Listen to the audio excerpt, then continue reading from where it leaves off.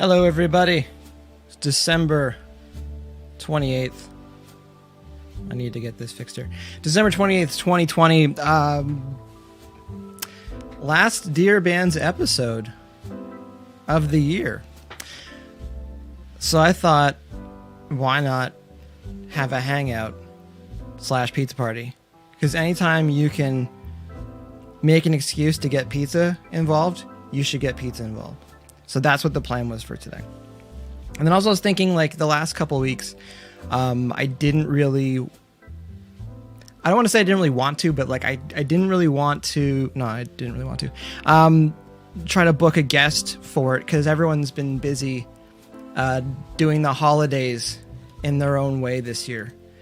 And I thought it was a good time. The last couple of weeks in the music industry of the year, a lot of things are winding down. So I thought it was in poor choice to like try to get some people on the show for the last couple of weeks. So we did a little bit of a 2020 recap last week, and I talked about some of the things that I've learned since starting this. I'm very much build the wings on the way down with a lot of things. Like, you get to a point where you're comfortable enough to get started, and that's never 100%. And just start working with it, and just, some people might call it winging it. No pun intended, but for me, it's just like, get to a point where you're comfy, but not comfortable enough that you're going to be paralyzed by trying to make decisions, going forward. Just start doing it. And these days too, you can always pivot. You can always make some adjustments as you're going. Kelly's here. Don's here. I'm just going to do a quick share here on the Facebook. Just give me a second here. I know I have some guests coming by this evening. Had an invite out everyone that's alumni from DearBands this year. There's 12 episodes of guests, but there's actually 13 people. And I do realize that by having like an alumni meetup at the end of the year, if things go the way that I'm hoping they go next year, what we're doing tonight will not work because I can only fit 10 people into the room here. So if we were to do 50 shows next year, we can't get 50 people in. So we'd have to figure something out. Maybe we'll have like a battle royale. I'm sure Wes would be in for that. Just going to do a quick share here on the Facebook. How's everybody doing? Don says perfect timing, just eating. Not pizza though. Still counts. Wes has texted me on the way, so let's get this party. Look at that profile pic Wes has got there too.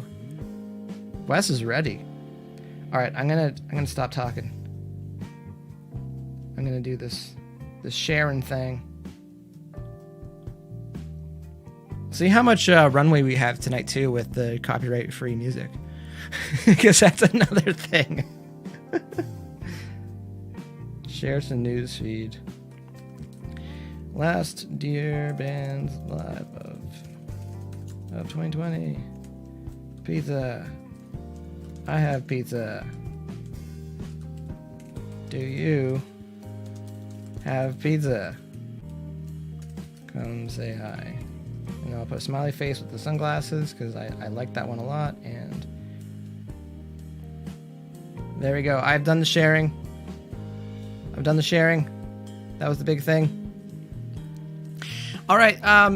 Guests will be here soon. There's a couple things you always got to do before the guests get there. Christmas. I like party socks.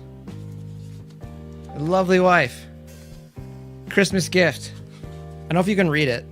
It says pizza socks box slice. Mike Jones is here. He says, what's happening, bro? I'm having a pizza party. End of year DearBands live pizza party. And I've got triangular pizza socks. I totally ruined it when I was unraveling it. But I got this for Christmas. Christmas socks are always good. So lucky for me, I got a couple of minutes still for the guests to get here. Put my pizza socks on. Cindy says that's cool. They are cool socks. I gotta make sure.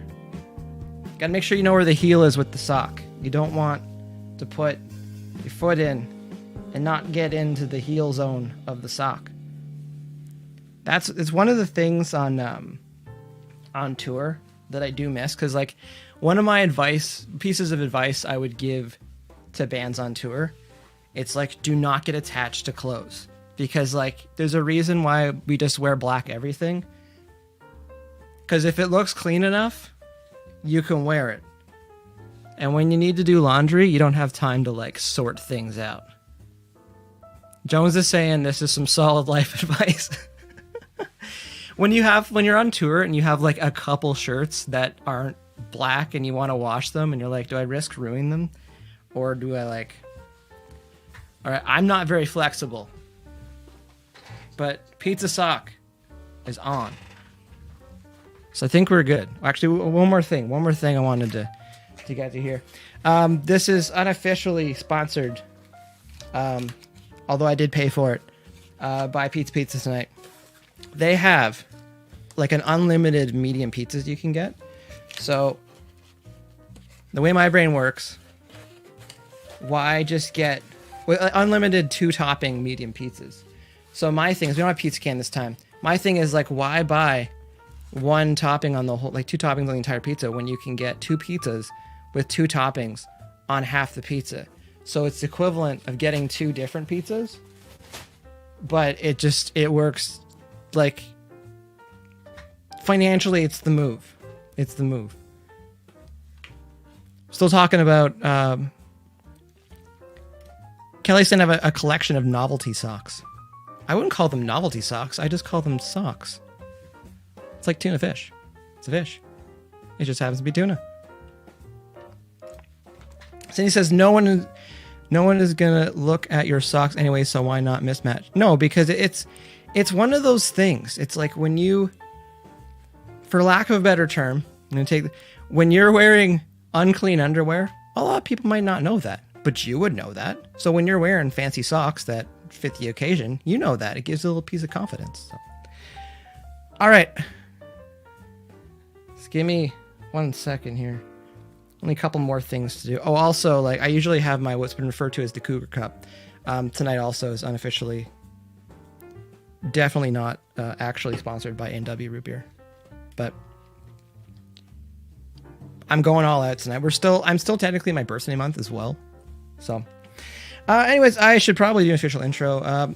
I'm Mike from HeyLangford.com and DearBands. DearBands Live has been about sharing the stories and paths of music industry professionals. Had a great time this year so far with the guests that I've had on. See who stops by tonight. Because there's so many times in music industry where like what you set out to do isn't exactly how you got to where you ended up. So the idea of being able to share some of these stories hopefully inspires some people that are younger, or also assures people that have made a living in music. Like it's a thing if you're able to make a living from music. Or as I picked up from Mike Turner, original guitar player from Our Lee Peace and producer. He said, turning music into food. And I always carried that with me. Like that's what our job is at the end of the day. It's just trying to turn music into food. So again, I'll probably say it about 15 times during the evening. But again, thanks to all the guests that I've had on the show so far. The conversations could probably go twice as long. Some of the episodes are easily 2 hours, but I'm hoping to have them back, especially throughout next year, to kind of share the story of how things have changed a little bit over this year, because 2020 has been a thing for a lot of people in the music industry. All right, I'm just gonna check one more thing here. Cindy says I have Pepsi. We know who would be chiming in on that.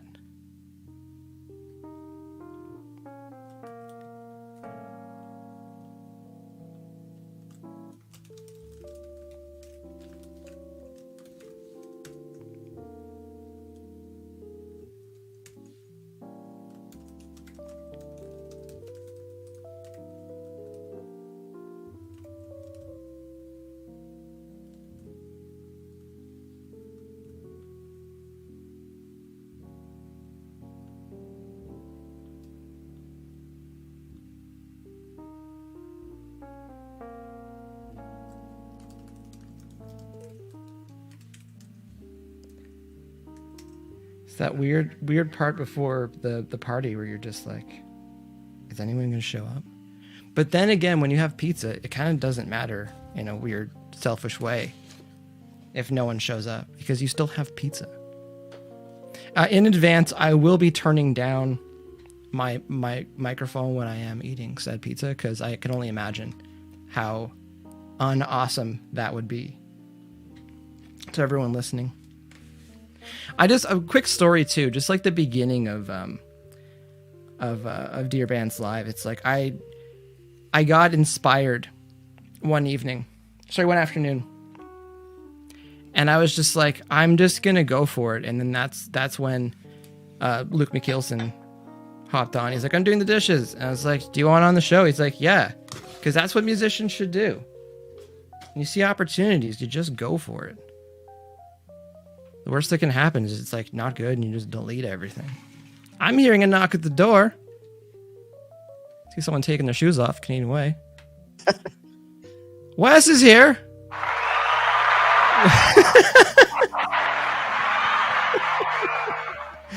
How's it going, Wes? Hey, what's going on, my man? How are you? Pretty good. So I decided I'll spend the first hour and a half with Wes, and then I'll work through. I'm just joking. I can already see him. I can already see him at the door here. Cliff's here. What's up? Since Cevilain. What's going on? Cliff, Wes. Sorry. Cliff. What's going on? Wes. Wes. Cliff. Well, hold on. Wait. I gotta give Cliff the same entrance I had. So hold on, Cliff.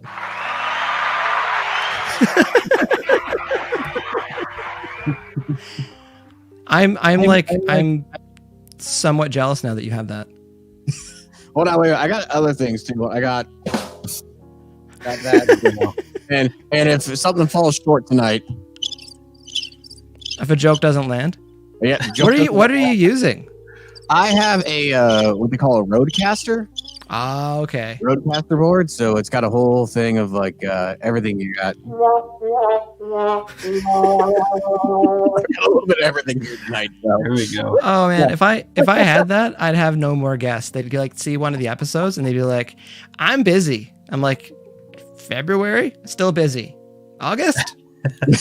Still got just some loose stuff, and there's like a wedding and stuff, you know." I've started using it on my podcast lately, so it's hit and miss if depending upon the guest if it actually works or not. So Right.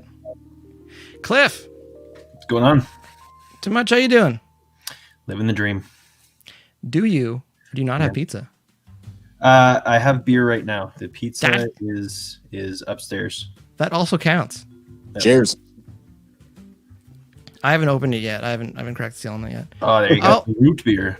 That's kind of my drink of choice, as far as like.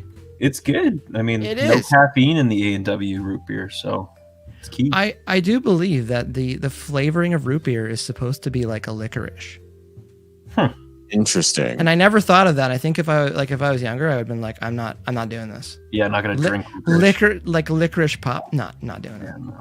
Not gonna happen. Well, it's good to see you two here. Yeah, man. Thanks for having Thanks, me. Todd. So how were the holidays?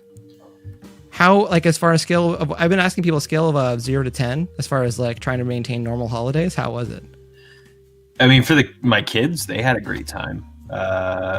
You know, when you're a parent with young kids, it's a bit of a whirlwind. So pretty tough. I guess it kind of just has to go if you've got kids. Yeah, oh, absolutely. You can't sell them on a July Christmas. No. You can't try and convince them that Santa can't get over the border. It's got a distance. You're just like, Right. But it was good, man. They had a good time. I had a good time. I ate a lot. I drank a lot. I'm like dragging my ass the last couple of days. So Yeah. back to normalcy tomorrow. how's yours, Wes? Good. Same thing. I got an 11-year-old, so it was good for him. He enjoyed himself. A lot of Zoom chats with the family. Always interesting when you have the older members of the family trying to figure out how to Zoom and the muted call in and out mutes like like that. Always fun getting that. But other than that, it was relatively easy breezy. We stayed back where we're at, just the three of us in the fam, and kind of hung out. Yeah, It's definitely one of those years, and it's very trying with some of the guests on Zoom calls and stuff, and the internet's not good. That being said, it's a good segue. I do see another knock at the door here. Already got his shoes off. Canadian way. Dajaun Martineau, how's it going? Great, you? Good. How do I sound? Is it working? You are going to sound. I know people like Wes and Oz are going to put a lot of time in and make sure their voice sounds awesome on here. But I sound like shit. But I know that you're like, because you were like showing me like your signal flow last time for stuff, and I'm just in a Mackie mixer. But you're like, you had like a gate, like compressor and stuff. I didn't do the gate today, and I also took off the compressor because I thought I was like overworking. It sounds like you're here. It sounds like you're right Great. here. Perfect. There you go. How was your holidays, Dajaun? It's great. I leveled up a lot of guns on Call of Duty. I was gonna ask about that. 'Cause you just started streaming. Yeah. It's been fun. I've had like more viewers than I expected. Didn't think that was gonna happen. And like some serious interaction, which was crazy. Like fun, addictive, or like fun, like, oh, I can do this, once, twice a week. Fun, like addictive. That's been a lot of this year, though. I think like everyone in the room right now has been streaming and adapting to some of this stuff. And even with Cliff and Cevilain, it's just like the amount of content you guys put out this year, like the videos and stuff. Like we went the live streaming route. We're just like, let's just focus on that. But it's just like, it's been awesome. All things considered, it's been awesome the last 8 months, just seeing people, evolve and adapt. Yeah. It's kind of the year for it. Yeah. No, you got I mean, if you're not, this is the year to do it. I mean, like you said, you guys have been with your live shows on Sundays and a couple other things you've been doing. I know, Mike, you've been doing the video game thing too. Everyone has to do it. If you're not, how are you connecting with your fans these days and staying relevant to them? Yeah, you just got to find a way to get out there. And like, it's funny because like helping people build their rigs at the beginning of like around April and stuff to April, May, like the Logitech 920 cameras, like all of a sudden they're like $300. And I'm like, oh, they're like $70 on Amazon. Just go grab one. And they're like, no, it's very, very expensive. And you're like, you should have got one before. You should have been on that. But the things we would learn should we need to deal with some of this stuff again. But I think the other thing too is like, I hope that people like maintain some of the online presence that we've picked up this year. Cause like, if everything goes back to normal next year and you forget some of this stuff, there's going to be a huge hole as far as like online audience and stuff. Yeah. And you'll just be missing it. So A lot of people are going to stick with what we've done already. I mean, in terms of the audience, they're going to get used to this, and they're going to still want it. So if we're not supplying it, there's going to be a big gap, like you just said there, and people are going to start forgetting you and what you did. Because think about it in general, if you're not still putting out music, they're going to forget you and move on. So if you're still not putting out the content, same thing. We just recently had a chat about that, where it's just like, you can put a record out and then 6 months later people forgot. You can put a song out and 2 months later people forgot. So it's like, all this argument about, bodies of work and stuff like that. It's just like, shove out singles. Oh, and I had that conversation and stay top of mind. Yeah, I had that conversation a couple of years ago with Edsel Dope and asking him, because he put out an EP. I'm like, well, what are you going to do? You going to keep doing EPs, or are you going to keep doing singles, albums? He's like, no, every 6 months I'm dropping a new EP just so I can stay relevant. And, I'll put out 5 great songs versus 12 okay songs and be forgotten in a year and people want more from me. Yeah, it's tough. So, Dajaun, how's your workflow been this year? Constantly changing. It's like, because like I know how I want it to be as far as working with like Zoom and Twitch and interacting with clients, but my clients seem to have a different idea. Right. Like, to me, it's like super simple. You grab your DAW, whatever it is, I don't care. I can work with anyone. We hook up online, we start working, and then good to go. But I discovered that it's not really a technology issue for most of my clients. A lot of them, it's like they just literally don't want to record themselves. Like even to the point where I'm like, I'll remote desktop into your computer and I will literally I will use your computer. I will just record you from here. And like the simple fact of like turning a knob on a preamp and like setting up a microphone is overwhelming to some of them. Yeah, and no, I hear you. And steep learning curve. Yeah, it is. Which to me, like to us, it comes so naturally and so easily. It's hard to remember that like placing a microphone and turning on a preamp is next level for some people. So it's really been mostly like technologically and theoretically, I can handle anything, but it's finding out what works for them emotionally, because if I fuck them up 10 minutes into the session, we are not getting vocals done that day. Yeah, no, I definitely hear you with that. With some of the projects I've been working on, I've just been like, we're using Pro Tools, and I'm sending you, what's it called? Like a template. Yeah. And I'm like, just keep your level here, and like, here's your compressor, here's your basic EQ. When you send it back to me, I'll make any modifications to it, and I'll send it back to you.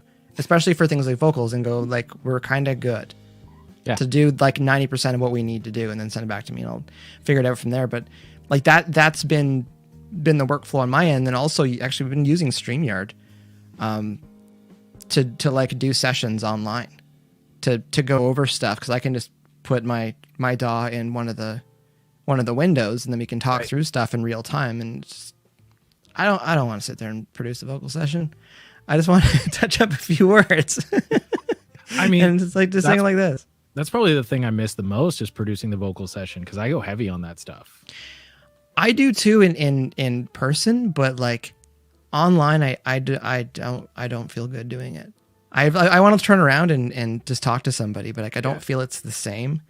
No, it doesn't work the same at all. Yeah, it's like sitting not just like passenger, but like in the back seat when someone else is driving, and you're just it's more like driving by in another car and be like, hey, you're driving like shit.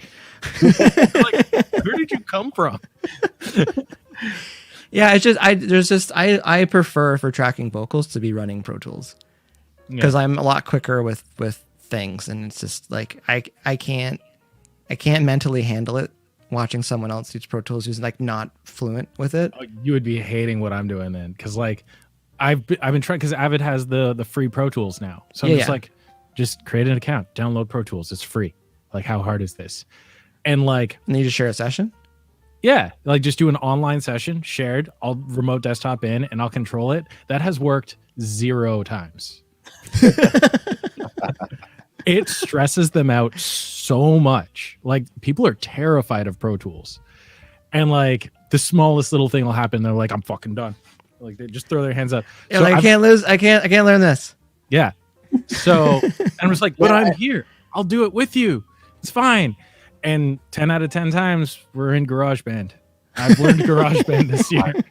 Because they're like, I just know this. Can we just use this? I'm like, talk to me real quick. I'm a radio guy, and like I use, Adobe most times. So tell me what is, and I'm sorry if I'm getting geeky for those watching, but talk to me about Pro Tools in general. Like, teach me a quick session about Pro Tools. What is it exactly, and how different is it compared to most audio tools that people might use?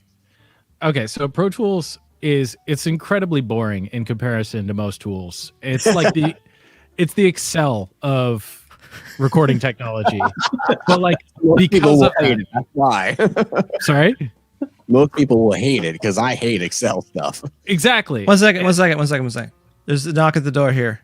And I want to get this guy. I want to get this guy in here because he's a musician that would benefit from this, because he's climbed the Pro Tools ladder to understand what it takes. Taking his shoes off. Getting away. Mr. Kyle Mathis. Hello. Guitar player from Parabelle. Also run. It's Music Madness?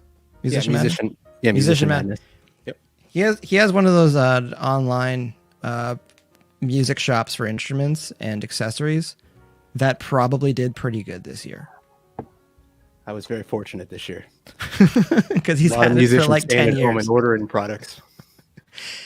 Just to hop back in, Wes was asking about what is it about Pro Tools? So I wanted to make sure you got in the room for this.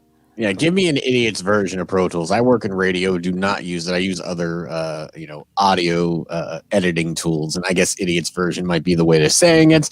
Everybody join in and talk to me about it. I just want to say, like, every DAW, like, I think if you don't know what you're doing, every DAW is bad. If you know what you're doing, every DAW is good. Totally. Like, asterisks beside it. But yeah. Anyways, Dajaun, go on. Yeah, so like I was saying, it's like the Excel of DAWs.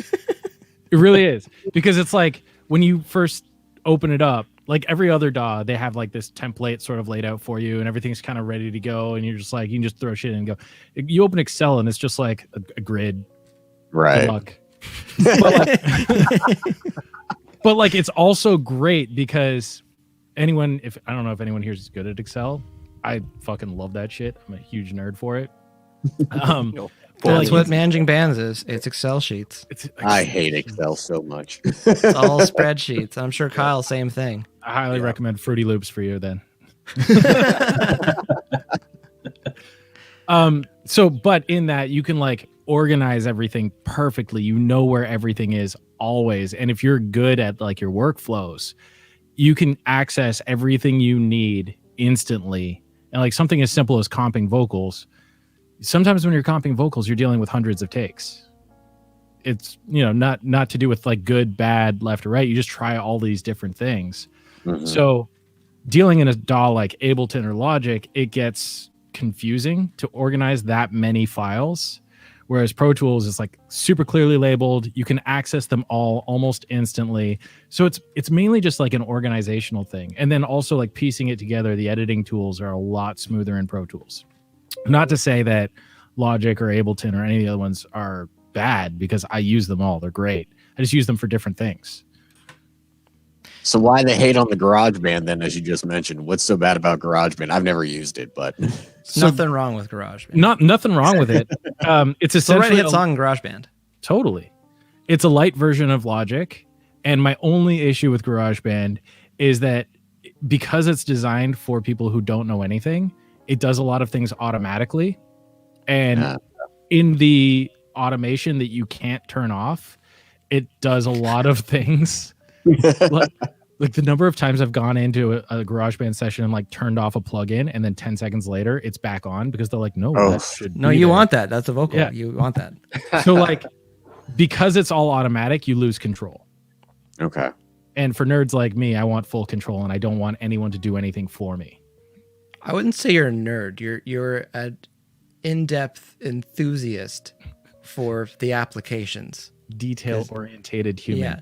I on the Pro Tools end, because I tell the students, I'm like, I can teach you how to do 80% of my job with Pro Tools in 15 minutes. Because a lot of it is like, how do you make a track? How do you arm the track? How do you record it? How do you stop it? Like that's the bulk of what you're doing. And I tell them it's the depth of the program. It's like Photoshop. It's like, it's easy to just kind of like smudge things around. But like if you see someone that understands the depth of it, and as Dajaun was saying, just like the ease of the tools once you know how to use them and know how to apply them, because it's the editing. And then Dajaun was saying with the vocals, it's the playlisting. Yes, other DAWs, as far as I know now, have playlisting, but playlisting is like pages in a book. So when you're tracking vocals and you want to go to the next take for the second verse, you can just flip the page and then do another one, flip page, do another one. So when you're comping stuff, you can quickly flip through and figure out if there's a word that you want to change, or a breath that you want to change, or an S sound, or T, like the little fussy things. It's really quick to do that. But the other thing too is drums.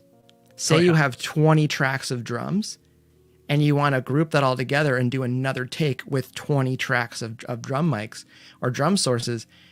I've seen people do that in Logic, and they don't have playlisting there. And it like, this is back in the day, and it was just disgusting watching it, because you're just like, just get Pro Tools just to run this, and then bring it into Logic after. Like, just track your drums in there, because it was so painful watching them try to comp a drum track with even 12 sources, 12 microphones on it. So there's little things like that where, yeah, you might be more comfortable in other DAW, especially with Logic or Ableton, if you've got a lot of soft synths and sources like that. But I just, whatever you're comfortable in. But for me with Pro Tools, for a lot of musicians, like it's the easiest once you get it. So Like, you know, I did the edit for Shim recently. I did not have Pro Tools, and that was a total bitch. I can imagine. I can imagine. Mixing down of that thing was just it was a nightmare. It took me 3 hours to do the 2 edits that I did on the track, but I mean, they turned out fine, and they're going to be good. But I would say just a backstory to that. So, was it Royal Bliss and Shim and Lou Brutus? Yeah, it was mostly Shim and Lou, and Royal Bliss helped out with it. Yeah, I try to keep my vocabulary PG 13 here, but the song's called F 2020, and so there was a lot of F 2020 that needed to be censored, and the one mix that Wes did, every single F word he needed to edit was like a different sound effect. So like that alone takes a while to go through and get all that stuff dealt with. Yeah. So we call it the Funhouse mix, and there's like different sounds and different like yells, and just I went through an entire library of sound effects that I have and even borrowed from friends, and just did this whole thing. And I lost count of how many F-bombs there are in this song because I had to do so many like edits. Well, it's all the time. Like that's what the song is. Yeah, that's what the song is. It's 2 minutes 9 seconds of F 2020. Pretty much. Yeah. It's exactly. there's no time wasted. No. I always have such a hard time with radio edits because I've been like hanging out in studios for years. I'm completely desensitized to swear words. Yep. So like I'll do a radio edit and I'll send it to the client and they'll be like, "Hey, you missed like bitch." And I'm like, "That's not a swear. Come on." Mm-hmm. Carlin says it's a swear. It's a swear. Ugh. I will say on my end, I do fight to just take cuss words out of the songs so that I don't have to edit them after. Yeah. So unless it's one of those bands where I'm like, I'm not worried about it because it's not going to radio. It just depends. If you're doing a radio edit, it depends on where you're sending it. You almost have to do 2 edits depending upon, the B word. If you're sending it to the Bible Belt, it's got to go. If you're sending it to the East Coast, it's fine. If you're sending it to America, that's fine. Bible Belt, get it out. East Coast, it's fine. That could be a new term, East Coast rock band. It's like it just has swear words in it. Yeah, exactly. I know, what was it? The new Bad Flower song 30, the word masturbates in it. And there is actually an edit where that word is out. Really? Yes. That's too edge. Now, honestly, most rock stations did play that version, but I called it the Bible Belt edit because that's where you're not going to play it. Well, I'm glad Kyle and Cliff are here to take notes on that. So if anyone's throwing lines in to the mix and you're just like, I don't know, that word's just not going. Right. Yeah. So Boston's fine, but right. Salt Lake City's not going to have it. No. They're out. It's funny, but yeah, I just fight. I'm just like, let's just, if we can edit it right here and come up with something else. As SpongeBob would say, if we don't need to use the sentence enhancers, then we can just find an alternative. Exactly. If you can keep the swears out, keep the swears out. Like 9 out of 10 times there's a better lyric anyway. There probably is. True. Unless we're like really standing on something and we're just like, Yep. yeah. Again, after 2020, it's like it kind of needs to be there. Yeah, that's like when Linkin Park did it. I was so surprised when they finally started injecting swear words into their songs. I was like, do we really need this, guys? Like, are we at that point now that we have to do it? They were just trying to be Limp Bizkit. This is excellent segue because I see someone through the window out there. Boots are already off, Canadian way. This guy loves to swear in his songs. Hey. Episode 12, Mr. Dan Davidson. What is going on, my friends? What's happening? Dan, Wes, Cliff, Kyle, and Dajaun. Good to meet you, my friends. Cheers. Hello. Does everyone know Cheers. Dan? I don't think I do. No, Dan. he is not famous. Dan's famous. Canadian country music star. Right, something like that. No, not something. Definitely something like that. No, we're talking about cuss words in music because Wes had to do an edit for a song called F 2020, and the whole song is basically that. And I mean, it's in the title. yeah. But he had to do a clean edit, and he did one that was like Fun. 2020.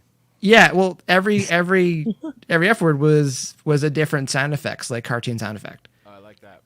And I was gonna say too, like it's a sign of the times with this year, where like some years you'd ask your neighbor for a cup of sugar, and this year it's like, do you have any comical sound effects I could use? Because I've run out. Do you remember? I did borrow that.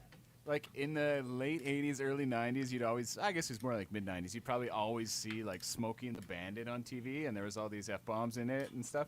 And they'd do the worst of editing them out. Like you have like motherfucker, and they would make it Melon Farmer on TV, and it was like the best. Nothing beats though the snakes on a plane edits. Oh wow, If Didn't you even have think of never that. seen Snakes on a Plane on TV, that edit is the greatest worst thing ever in the history of edits on TV. What did they say on it? These monkey-loving snakes on this Monday through Friday plane. I mean, you don't It say is that. the I say greatest- that all the time. It's the greatest worst edit ever. That's almost a better line. I like it. yeah. I'm feeling Monday to Friday for sure. This is Oh, some that's pretty Monday to good. Friday shit right here. I mean, that's pretty accurate most of the time. So it's a great thing. Right? It gets the job done. How's your holidays, Stan? That was, not too bad. It was. I thought I was gonna be a lot more bitter at the world this Christmas, but honestly, it was kind of nice. Like typically, I'm running all over town trying to make all the parents and in-laws and do a lot of stuff and have 20 million Christmases for my kids. But this time it was actually like pretty chill, and I don't think my kids really knew the difference. My parents had this guilt, so they dropped off an ungodly amount of food and presents. So I just looked like a hero parent, like, taking all the credit. Look what I did! I made this awesome turkey for you. I swear. But, yeah, no, it was good, man. It was pretty chill, and yeah, I couldn't believe that there was nights, because you get to the point of saturation usually when you're working on 1,000 demos, as you know, and I just kind of turned off, and like I read a book for the first time, and I don't even know how long. Read a book. I know, it's so weird, but yeah, it was great. It was a great recharge, to tell you the truth. I didn't miss Christmas, a normal Christmas, as much as I thought. Oh, You get it's spoiled with it. Yeah. it's interesting because like those little ones, it's like they probably don't know the difference, and not being parented, but I just feel like whatever you kind of pass off as normal is they're going to consider that normal. You know what I mean? And it's like, if you just crap all over this Christmas because it's not as what your expectations were, then yeah, the kid would probably carry that with them. But if you just make it a good time. I think it depends on the age. Oh yeah, Kyle, how old's Faith? She's 2.5. So yeah, she probably doesn't have she's a lot oblivious. of reference yet. Yeah, she opens the box and she wants to play with the box. She didn't care about the toy. She's like, "There's a big box here. I'm gonna crawl through this thing." Oh, it was so funny. We had a huge giant box sitting in our living room from something that my wife bought each other for Christmas. It was like a fireplace for the backyard kind of a thing. Massive box, and the kids were so excited to play in it, so we put them in there, and they wanted to watch a show on the iPad, and I like forgot they were in there completely. And I opened the box. It was like 45 degrees in there, and What? so not Yeah, a good parent is what I'm trying to say. we've all been there. Well, I have, anyways. Does anyone actually have pizza today, or is it just me? I did not bring pizza, unfortunately. I have pizza sadness tonight. Pizza sadness. You know all about the pizza sadness, but I did bring pepperoni. Nice. That's an ingredient. Pepperoni in the fridge. I'm like, I totally forgot. I had something else because again, like we have party as if it works. There we go. Oh, nice. Nice. Yeah. Dig Because it. I didn't know if it'd be over top of anything, so just throw something together to me. Throw something together. You spent like 4 hours on that. You know what? The day goes by quick. You don't have skills in the shop. I see a lot of people in the comments that got pizza. Unfortunately, we're in this chat and we don't have pizza, but the comments Yeah. have. I like Jeremy. He's getting himself together here. He's just saying, I have pizza. It's cold, but still on the plate for display. I'm in the same boat right now, probably, with the cold pizza, but I don't care because it's like tuna fish. I just call it pizza, not cold pizza. It's just pizza.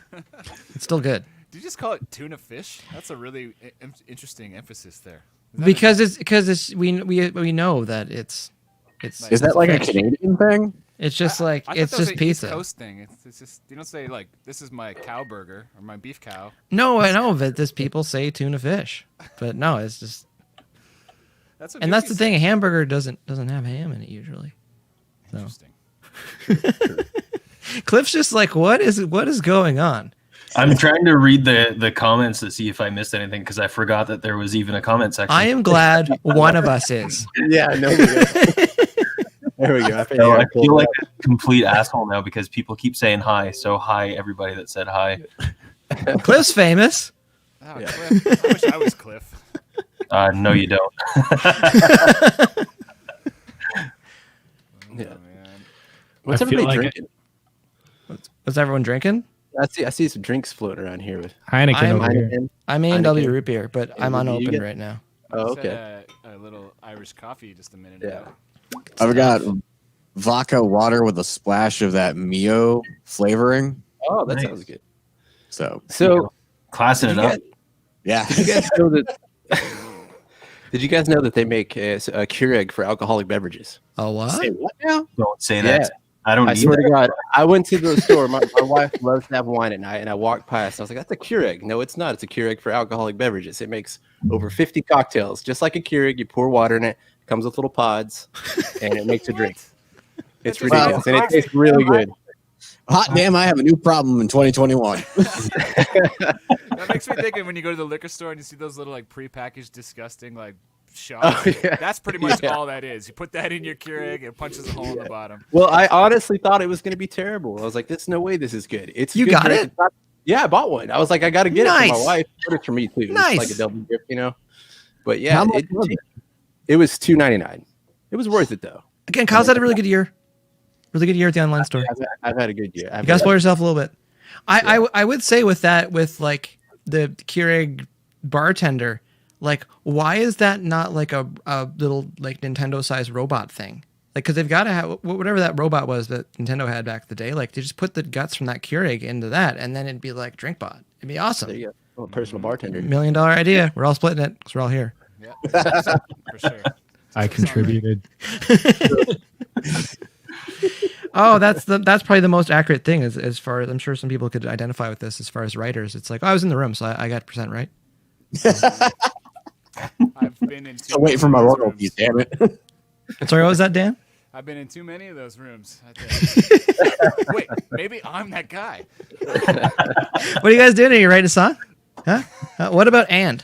Let's Instead change of that. if to but, and that'll be 25%. I'll see you. Yeah, sounds good. I'll be in the hot tub. Amazing. I always feel like I'm that guy.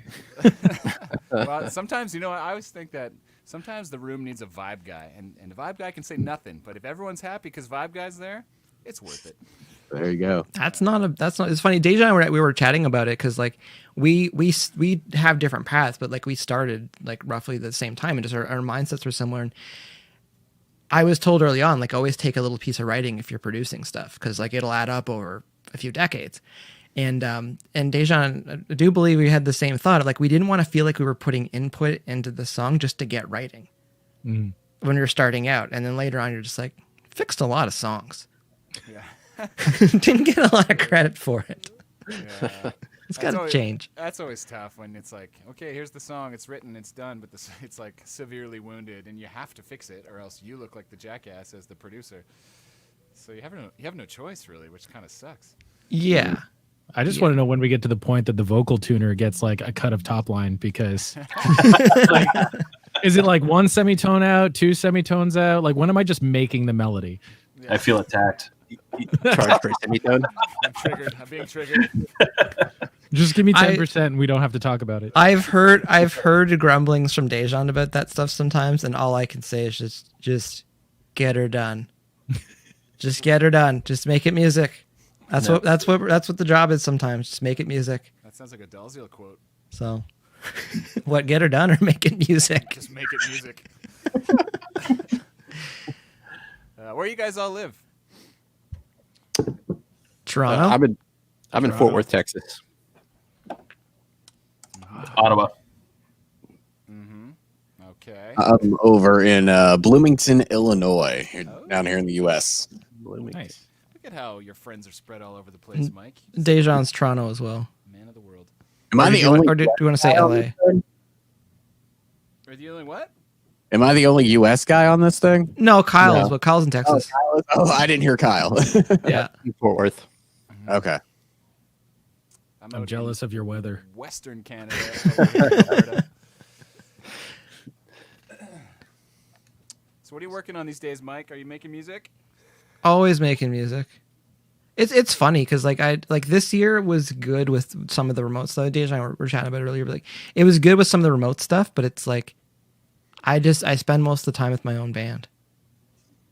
So like it's kind of a different feel that way as far as the workflow goes. So well, enjoying it though. That's cool. You guys got a record or something coming out, or what's happening? No, put record out in May. So we were joking about that earlier too. It's just like you put a record out and then 6 months later, people are like, so you got new music? You're like, oh, you were hoping to tour it for like a year and a half, but Not always the case. nope. Well, never left turn that way. And it's funny because it's like we did make a decision just to put the body of work out because we already started our touring early in the year and the plan of putting it out. And it's like, you know, you chat during meetings and you're like, hindsight, should we have just put like singles out and just kept rolling that for the year? But we kind of wanted the body workout because we weren't worried about having more material between three of us. So it's like, just there's more stuff we can put out, but we were also hoping that things would be better by this point. So. Yeah.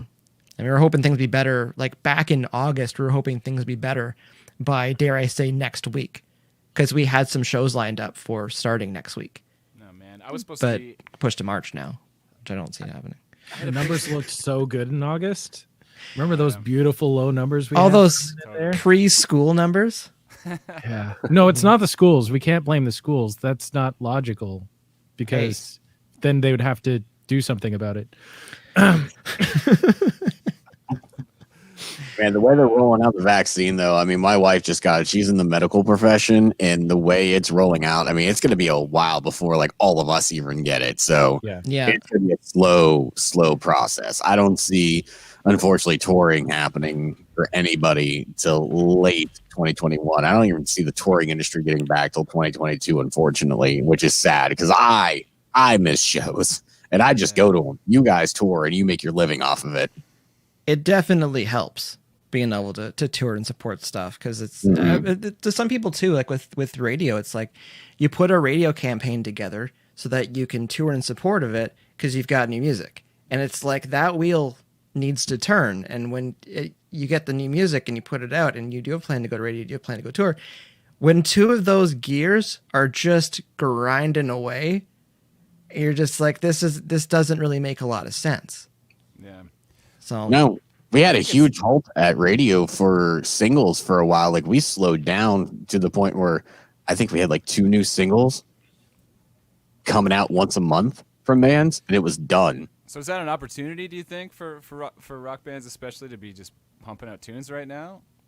I think they should have. They should have been. I mean, like even just a single. You don't have to campaign around a record. I mean, Pretty Reckless was smart. They put out a single for a record that they were going to do next year because they were like, oh, we originally had this album coming out in 2020, but we can't tour around it. So we'll drop a single. Here you go. Love it. We'll put the record out next year. See what happens. I've been out of the rock game for a couple years now, but is that like are most rock bands releasing records? Is that their focus still? That's crazy to me. They're still dropping records. I mean, they'll drop a single and then campaign around it, and then you'll get a record out. Some bands, they'll drop 2 singles, or they'll even like Ozzy. I think Ozzy dropped 3 singles before the album even came out. Yeah, we had 3 singles at radio before the album came out. That seems logical to me. Is just pump out singles and then your album is basically sold. It's just like, okay, and here's the thing that qualifies me for awards. Well, I would say, sorry, go ahead, Dajaun. Oh, you're in country, right? Yeah, I was in a rock band for like 10 years in Canada, but I've been in. Realize there's no money in it. Yeah, rock actually kind of was pretty wounded when I left, and now it's getting healthy again, of course. So I noticed like country and pop, very much singles world. Like that's where we live. I'm mostly in pop these days, but like I discovered that the rock world is still doing the old thing. Like they still have this whole system where radio works, and the Midwest America has not gotten in the Spotify world at all. They don't care. Like they want to go to a show and buy a record. Well, there's a band here. Oh, go ahead. Sorry, Dan. I was gonna say there's a bunch of Canadian bands that are living in that active rock world. Like it's like Canada was pumping that out for a little while, and then it kind of switched, and active rock radio became really confused. Like it was either Five Finger Death Punch or like the fucking Lumineers or something that totally didn't make sense. And so it was like I was in a band of like 30 Seconds to Mars kind of realm, and we just didn't fit, and it sucked. But you see all those bands that would have fit into like down in active rock zone, which is in my mind, the sort of like the Papa Roach kind of stuff, and bands like the Veer Union, Canadian band, are just touring like crazy in the States, and Mike, your band does really well down in the States. So it's interesting how there's like it's a bit of a microcosm in Canada where it's like I get this feeling like, oh, is rock in trouble? But it's like, no, Canada just turned into a bunch of hipsters for a minute. Yeah, and just the A markets, like the B and C markets, still love rock. Totally, like the Grand Prairies of the world and stuff like that are insane. Yeah, I'd say comparing Canada to the U.S. with rock markets, it's like don't bother, because they're apples and oranges. But I would say as far as like rock putting out albums, probably going to take some heat for what I'm about to say, but there's a lot of those bands that are in the rock market. If you look at the top 40, there's a lot of bands that have been there for a long time, and they've got a really good body of work as it is. So it's like, again, this is where the heat comes, but it's like the record doesn't need to be that good top to bottom. It needs to have a couple songs to sell it that they can fit into the set and then get them back on the road. But like, if you already have like, 4, 5, 6 really solid tunes to put in your set where you can go on tour, and you've been a band for 10, 15, 20 years, like the record is what that structures what and then I think it does filter down or trickle down a little bit to people who are fans of rock music and go, well, that band I'm a big fan of, they put a record out, so I should put a record out too. They're not thinking in the country or pop world or urban world where you're just like, you put singles out, just keep putting singles out, because like you're probably not looking to tour like that. You're looking to just establish yourself online. And then was it Post Malone? It's like his first show was like an arena. Isn't that so fucked? That's so crazy. Yeah. That's the pop world though. You can totally pull that off in the pop world. Yeah. Well, and now rock bands, you have your biggest names. 2 of the big names have to tour together to sell an arena. Like you just said, Post Malone can sell an arena on his own, but 2 of the biggest names in rock have to pair up to do a co-headlining tour to sell an arena the same size. It's an unfortunate thing, but one of the things I always hate about rock is, on the radio side, when we get a #1 single, that song tags the #1 spot, and the very next week it's out. Yeah. We don't get a #1 song that, like an alternative or even pop, it will stay there for weeks on end and build and build. You look at the alternative chart, you'll have a song that stays there. I'll go back to a band, Lovely the Band, who had the song Broken, if you know that track. That thing stayed there for like 20 some odd weeks at #1. I'll be damned if I ever get that at rock radio these days. Active rock.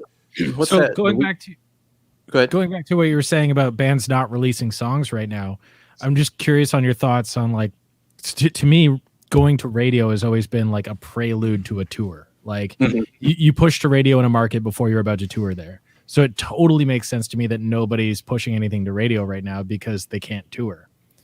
So like, I don't know where I was going with that, but what are your thoughts on that? Well, I mean, I get the fact, you put out a single, you're going to tour around it, and then you also back it with an album because, Mike said you're going to have a couple songs on it that you're going to play off of it. Okay, so this is where I was going with it. I just thought, once you drop the album, let's just assume album sales are gone because they exist, but they're not. Right. The only way to recoup on that is to tour it. And like you make money from ticket sales, t-shirt sales, from being in that market. If you can't be in that market, how do you recoup on dropping that single and pushing stuff to radio? Because we know that's not cheap. No, and it's not. And nowadays, most things, if you're on a major label these days, you have what they call the 360 deal. So everything you sell, yeah, they take 20%. Yeah. Which is the only way you can do it these days. No, it's the only way you can do it unless you're an independent artist, which even then you have a bigger uphill battle across the board, no matter if it's booking a show, getting radio, no matter what it is. All of that, Yeah, so it's a hard thing to recoup, and radio has to be a part of your campaign. That's just, in the rock world, it's part of it. I'm not saying it's the end of it, but it's a part of the campaign. I got a question for you, Wes. Yeah. So up in Canada, I just produced this band, and they've got like, I don't know how big the charting station panel is in America. It's obviously massive, but in Canada, it's not that huge. And like, I think we got like 3 or 4 ads on this track, and it's top 20. It's crazy how little spins you need to be charting in Canada, and it's hard to get those spots, but it's not that many spins really. Like, what does it take in America for rock radio to like get a blip on the radar and people start paying attention?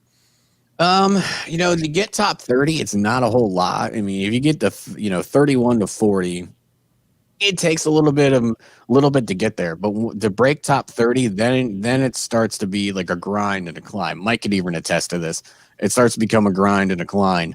To get 15, to get 10, then you got to start really working the major companies, if you will, that have like all the stations across, the ones that own the major, the ones that have 100 plus markets that they own these stations, that have a lot of weights that you got to go after. My company, we own 7 markets, so I can't affect 100 radio stations, unfortunately. But to get a little blimp there, you can make some noise and have people go, oh, well, something's going on over here. If they're top 40 already, there's something going on. Mike knows about that with tents. You guys made some noise and started building something there. Oh, for sure. With Dead Set, it's like getting on Octane, like that just got things going. And we did start going to radio with that later. Like it helped a lot just to get the ball rolling with it, but also like us touring at the same time and being able to go by the stations. Like it just, that all those things just all play into each other. It's like, and as far as like getting top 40 and stuff, we were surprised about that, but trying to crack top 30, it's like you start seeing like how much more you actually need to get there. Mm-hmm. So just like if you look at the rock charts in Canada, it's like you can, and Wes, cover yours for a second, but it's like you can get on the rock chart in Canada with like 17 spins. That's what I was saying. Like, it's crazy. It's not much. It's just like, not to say just throw it on overnight a couple times, but like you can get it going. Right. I'm going to look at one of the two. We have 2 charts in America. I'm going to pull it up on this screen over here and tell you how many charts number 30 has versus number 1 in the last 7 days. So it might take a second. My internet's being slow on that side. So as I get there, while we're doing that, Dan, I want to check your mic. Yeah, you're getting chirped in the comment section, Dan. Am I? Okay, is it way too quiet? I don't know. You're quieter. You shouldn't be. Hold on a sec there, dudes. Quieter, but smooth as hell. My God, does he sound good? Is it better? I think that's getting better. Better. There we go. That's getting better. I think there's a pad on my little pre over here. You can be the loudest because you've been the quietest, so we can just. That's how it works, right? I'm never the quietest. There you go. Scary. there we go. Wow, okay, I have it on full screen, so I'm not looking at the comments. Are people saying I'm an asshole? No, they're questions. Yeah, that's all they're saying, really. Yeah. They wanted to hear the tone, Dan. Here it is, ladies.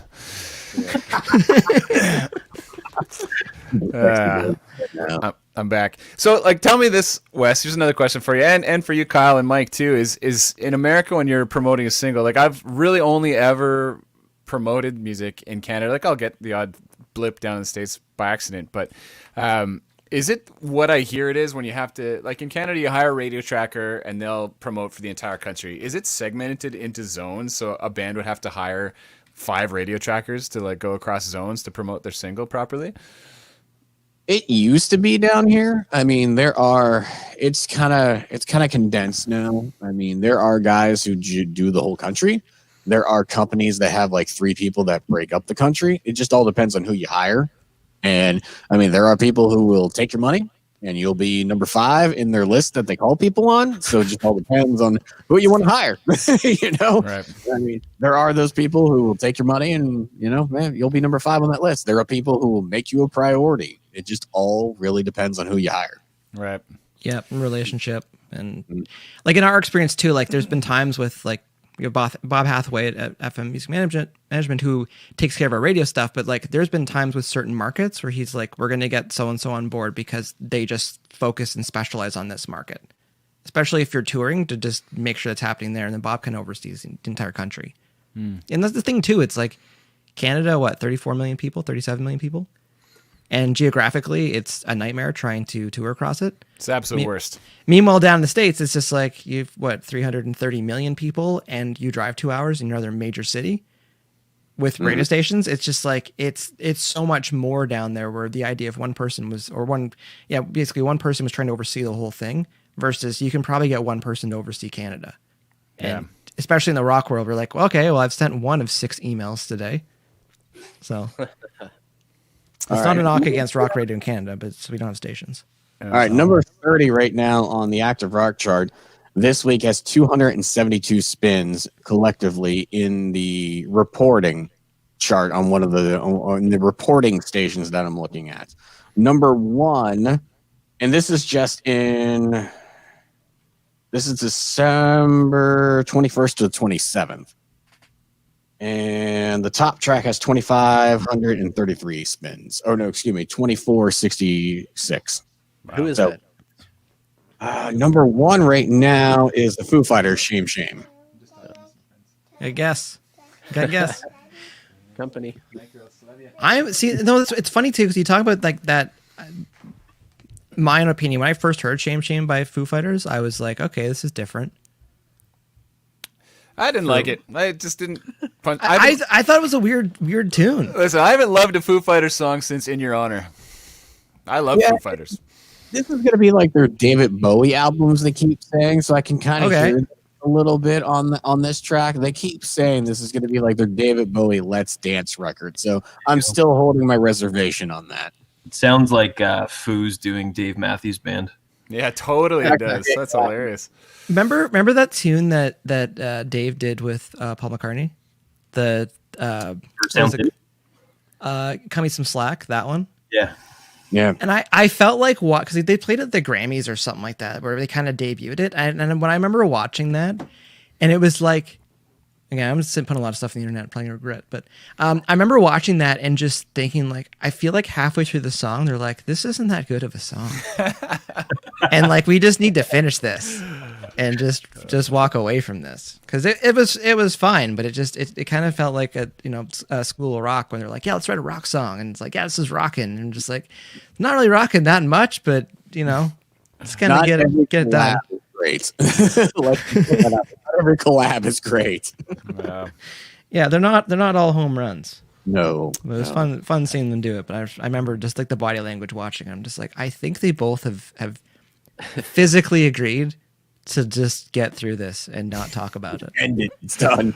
Yeah, sounds like my time in prison. Physically agreed to just get through it. Just get through it. I had a great roommate. He was very gentle. So Dajaun, what studio are you at there? Is that a private studio or where are you at? This is my house. This is nice. home.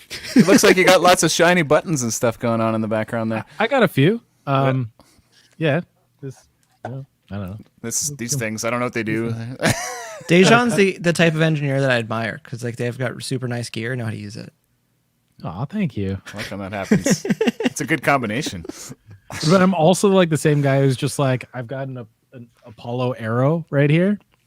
And like when I'm on the road, it's fine. It's great. Does like this cost me like $20,000. This cost me like $500 and I'm like, same shit. Still make a record with it. 100%. What kind of stuff do you work on? You said you work on typically pop music, more or less? Yeah, I came from like the metal world and did a lot of like really heavy rock, metal, punk records, and then fell backwards into country for a while. And I love country to death. It doesn't love me so much, but I love working on country records. I want to ask a quick question then, because I read something today because how attention spans are getting shorter, and Spotify honestly is starting to, streaming services are being part of that. Pop songs getting shorter in, within the next year or so. It's going to be like 2 minutes. Yeah, that's already happening. Yeah, partially because, you get more spins out of that because 2 minutes they'll want to go back and repeat the song. Are you seeing that, and are artists being more conscious of that idea? Absolutely. We don't need the bridge and the third chorus. It's fine. Would you recommend that to rock artists? Because we mentioned the edit I did for Shim, but I've also, like, for radio, not that it was welcomed by the band, but like the Tool song, the Tool record, 11-minute tracks, I edited those songs down to 7 minutes, and I got slack from rock radio. But I'm like, no one has the attention span at radio to listen to an 11.5-minute song. That's accurate. Yeah, but it's, oh man, it is super weird when you hear it. I'm sure there's the odd DJ that likes to sneak in a 2-minute to round out the hour or something like that. But yeah, I don't know. It's funny that we don't need a third chorus or bridge. This is fucking crazy to me. There was I think it was a country format station in Canada where they were trying a new experimental format where it was 40-second songs and people were submitting 40-second songs. They did it for like a week and they realized how stupid it was and they stopped. So there's a trick to it though. Okay. When you're doing a song under 3 minutes, because the intent is to have them listen to the song again, right? Mm-hmm. So when you're doing a song under 3 minutes, what you want to do is not resolve the chord. Whatever you do not finish the song. That way they have to listen to it again. Oh, okay. That's hilarious. You need to make it like crack. Yeah. But like, and if you want to do like a full song with like a proper finish, that's cool too. It doesn't work all the time, but like it's the pop world's starting to get into it. It's mostly in the hip hop world. Okay. So Dajaun. Okay, what about a fade in and a fade out? I quit. So it just constantly, and then you get it back. No, every song has to end like this now. It's just hanging there. Yeah, and then the resolve chord has to be the first chord of the song. The only way to get it is to go back to the beginning. So it's basically a continued loop of the beats over and over again. Yes. Just never ends. This is the song that doesn't end. So do you begin and end with the chorus? So you just go right back to it again? Yeah, most pop these days. It's not a full chorus though. It's just a teaser chorus where you don't like the chorus melody is implied or is sampled, and you just have like a little bit of it just to be like, hey, this is coming later, but you don't get it yet. And it's usually like 2, maybe 4 bars, super short, tiny, just like this is what you're gonna get. Drop into the verse. Or like a full chorus, filtered vocal or something on it, just to give a little bit of spice, and then everything he's describing sounds like my sex life, but that's another topic. This is what you're gonna get, just a little version of it. No, I think it was never resolves. Yeah, just hanging on. Don't ever leave them satisfied. And they want to do it again. You're good. I think it was Old Town Road is like 2 minutes. Or something. It's like 2 minutes and something. Yeah. I remember seeing that and being like, it's really just a chorus, a verse, chorus, and then something else, and then it's out. Hey, 3 cheers to Trent Reznor though for getting the Grammy on that. I was just gonna say, how do you think that? How do you think that felt for him? I guarantee he's not going up for that acceptance speech. No, but hey, that's just like, Rick James with "You Can't Touch This" getting the Grammy on that one too. There was I don't know if you guys have seen it, but the Mike Judge like I think it's called Tours from the Story Bus or something, or Stories from the Tour Bus. But it's like it's all animated, and they got a Rick James episode on there, and he talks about like being really mad about hearing like the song ripped off until he got the royalty check. And then he was like, "This is awesome, sounds great." Hate me. Have you guys? This happened to me last week. Have you ever like written a song and been like, "Oh my god, that is earth-shattering, amazing," and then you listen to music the next week and you find out that you've completely ripped off something 98% of the way? Oh, that happened to me so bad. I was so proud of this song I wrote. Like, I was just, this is the best thing I've ever, and I showed it to my like songwriting mentor, and he just said, it was like, yeah, man, it's a great song. It's like the best that was ever written in 1974, and here's the original. I'm like, fuck. It was like word for word too. It killed me. Now, had you ever heard that song before, though? Yeah, I had. It was a little subconscious thing. Got it. All right. No, I hear that with tunes often, where it's just like it might not be exactly the same, but there's like a pretty heavy influence for certain things. Yep. Remember that like whole thing with like Robin Thicke and Pharrell got sued by Marvin Gaye? Oh that- yeah. For the that- feel, it wasn't even like anything specific, just That was the like- feel. But they And they screwed up, lost, though. which is crazy. They- like, but if that's the precedence, then that's scary for everybody. No, but they screwed up because he went on an interview. Like he went on record saying like they were listening to stuff and they're like, yeah, let's make a song like that. So like that was the access. All they had to do is say we love this stuff, but it wasn't what we were thinking at the time. Because And look at the Led Zeppelin lawsuit. They got cleared. And I mean, it is pretty damn close. Yeah, and they had access to that too. And Right. it's just It is funny with because like there's a lot of Zeppelin tunes where people are like, there's another song that's pretty close. Greta And Van it- Fleet. Shit. Hey, no, There's that's music different out because I would say Greta's different.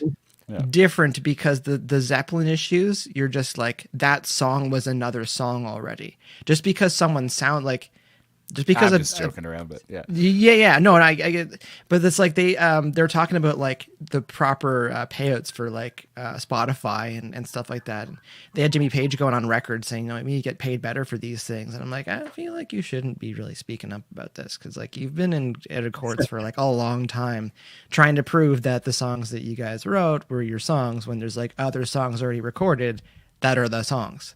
Yeah. So, but you're just more famous, more money, and sometimes with legal, it sounds like if you have more money, you Kind of Oh, weird. you walk with a bigger stick.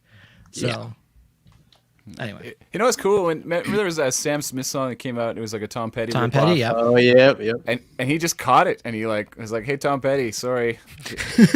Here's some credit." Yeah. Do you guys remember what was it? Though there was never a lawsuit over it or anything like that. Red Hot Chili Peppers, Danny California. Yeah. Oh my God, was that a Tom Petty ripoff? Exactly. Yep, that's that song. Just bang on. Last My Dance. favorite is the Radiohead ripoff. Which one? Which one was that? The Air That I Breathe was the original, the Hollies, and then Creep, Radiohead. The Oh. entire bridge section is, The entire fucking song is just The Air That I Breathe. but it's like note for note in the bridge. Yeah. It's crazy. The No best way. part is that they later another artist, this was like 2 years ago, I can't remember who it was. It was, yeah, I know who you're talking about.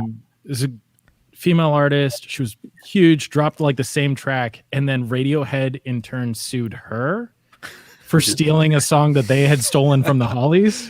Like, we stole it better.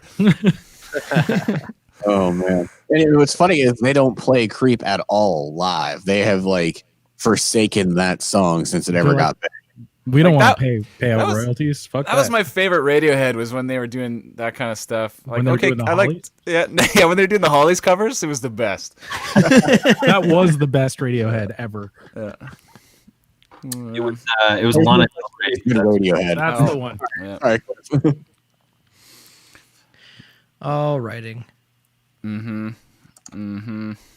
mean, there's only like a couple of words in the dictionary. We're gonna steal something sooner or later. What was it? There's this.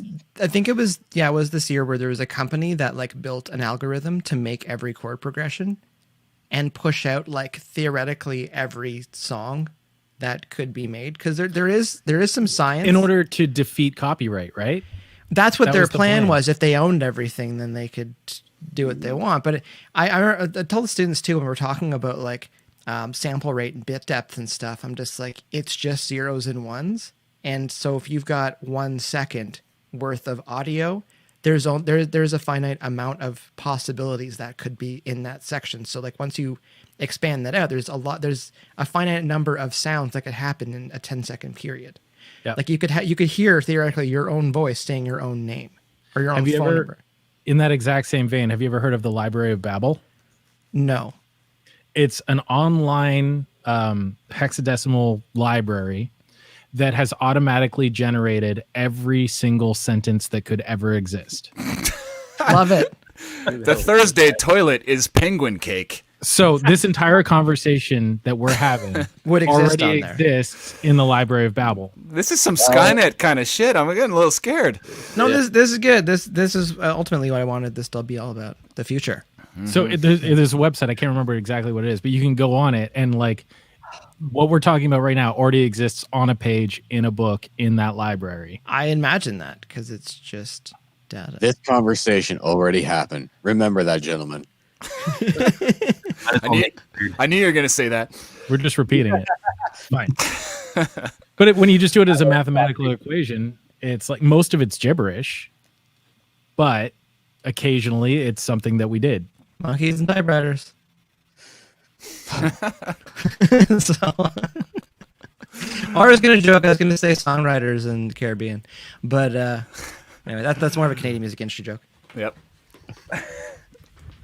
But no, back with the like them making the algorithm to make every single chord progression and try to get the copyright and all that stuff. It's like one of the scary conversations with some of the musicians. And I start talking about like I do think this isn't really pizza topic, but like I do think in the future it's like we start seeing AI like making music, and then, like for people that are creating music, like when is the line blurred between a human made this or AI made this? And I don't want to think about that at all, Mike. Okay. I don't want to talk about it. I'm scared. Back to pizza. No, it's just I like it's interesting. Just like I think some of the like where the technology can go. Have you guys ever heard of the book The Age of Spiritual Machines? I've heard of it. Sounds like an Our Lady Peace record. Well, they wrote an album based on it. It's a concept record based on it. But there was a great piece in the book. In it that basically asked the question, it's like if you scan your brain into a computer, who's to say the computer isn't human? Because your entire conscience is in that computer now. So let's just say anybody on this, chat scans their brain into a computer, and that computer now can write music because your entire conscience is now in that computer. Like, think about that for a second. Talking about AI and stuff. If you scan all that. Yeah, there's a lot of sci-fi plot lines that kind of nip that. It's pretty. I think there's a Black Mirror episode of that too. Actually. I haven't watched that show, so. But it's interesting. Like when it comes to don't watch Black Mirror, it'll mess you up. Yeah, it does mess you up. When it comes to the music application of it all, though, like I'm interested to see what Mike you think and Dajaun too. And I don't know Cliff and Kyle if you guys produce a lot of music or whatever, but like a lot of the people that were sort of the producers in the generation before us were amazing, excellent engineers and had all these ways of making things sound great. But now you see these pieces of software like all the isotopes and stuff like that, where it's just like virtual assistant, click. Oh, it sounds good. Oh, yeah. Like, what are your thoughts on that? Is that lowering the bar to entry and muddying the waters with shittier producers, or what do you think? Like, I use them all the time, so I love them. I'm deep into the world of AI on multiple levels. Like, I use them with mixing. I have multiple. Last time, actually, after we got off the stream, I was showing Mike a few of the fun tools that I started using, like Golfos and Golfos is cool too. Oh my god. Like you said, the isotope stuff, but even beyond that, in the writing world, like I know it's not technically AI, it's just a responsive library, but like Master Writer for any songwriters out there, that's basically having a computer help you write the song. Are you enjoying that more because of the convenience, I guess? It's more like removing barriers, right? Like if we can just get to the creativity and ignore all like, what's the difference? Like say you made a bunch of bricks and then built a house versus you just ordered a bunch of bricks and then built a house. Does that mean you didn't build your house? It's like you still got to the finish line, right? Yeah, it still requires your original idea and your creative input, and just to have like these barriers removed and streamlined is great. Like I don't need to strive to be the best mix engineer ever because the AI will help me with it. Right. And I can focus more on arrangement, and I can focus more on the writing and focus more on the creative parts that matter, because who cares what the technology is doing? Let it fucking do its job. Mm-hmm. I've always had that complaint with Pro Tools, like writing in general. Like it took so long to set up back in the day for me. By the time I was ready to record, I was not inspired anymore because of the whole process. That's why I write in Ableton, record and mix in Pro Tools. Yeah. Let me throw out this question. It might be a little bit off topic, but I see so many songs now when they come to me, especially at radio. You know, we get mostly service downloads now. We don't get the old school, disc in the mail. And there's so many songs. They are just crunched. It is just a flat bar across the entire thing. There is no dips, no valleys, unless, of course, there's a break in the song or something like that. When you guys are producing, you're mixing, you're mastering, do you guys go that route? Is there a thought process behind that? I got the answer. You may approach the bench. Pick me. What do you got in your ears there, bud? I got earbuds in me. Tiny ass little earbuds. That is Right. our standard right now. So I have to mix for that. If everyone was listening on like a super nice home system, then we could do a little bit more dynamics and a little bit depth. But the reality is 99% of our customers are listening on earbuds as they're on the subway, which has a huge noise floor. And if you can't be heard, you're just going to be lost literally in the noise. So until noise cancellation technology and until speaker systems get to the level where everyone has the ability to appreciate dynamics, you're better off not having the dynamics. And that doesn't mean we don't have tonal dynamics. We do dynamics now tonally rather than with volume. Yeah. I would add there's some older tunes where like I think they translate better across radio with the processing that radio does to it. Like Guns N' Roses is an easy one where like it sounds great. But the thing is if Dajaun or I submitted that type of mix to a band these days, we'd probably lose the gig. Because it doesn't compete with what's modern. It's because we're familiar with it already. There's that leeway with it. But like, I remember some people too. They're just like, you put a limiter on your mixes before you send it to the clients. Like, but let mastering do that. I'm like, yeah, because like it needs to be loud. If it's not loud, they'll freak out. Well, they can turn their stereo up. It's like no, it needs to be or it needs to be there. And I bring that up because like the Verve Urban Hymns, the album that had Bittersweet Symphony, like that album to me is like the epitome of a headphone record.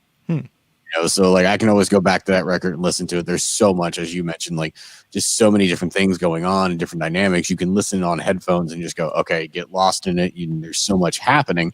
And now everything's just a damn brick. It doesn't matter if it's Five Finger Death Punch, Papa Roach, or the next up and coming band that gets handed to me. It's like everything is just a damn brick that comes in my inbox. It's like, wow.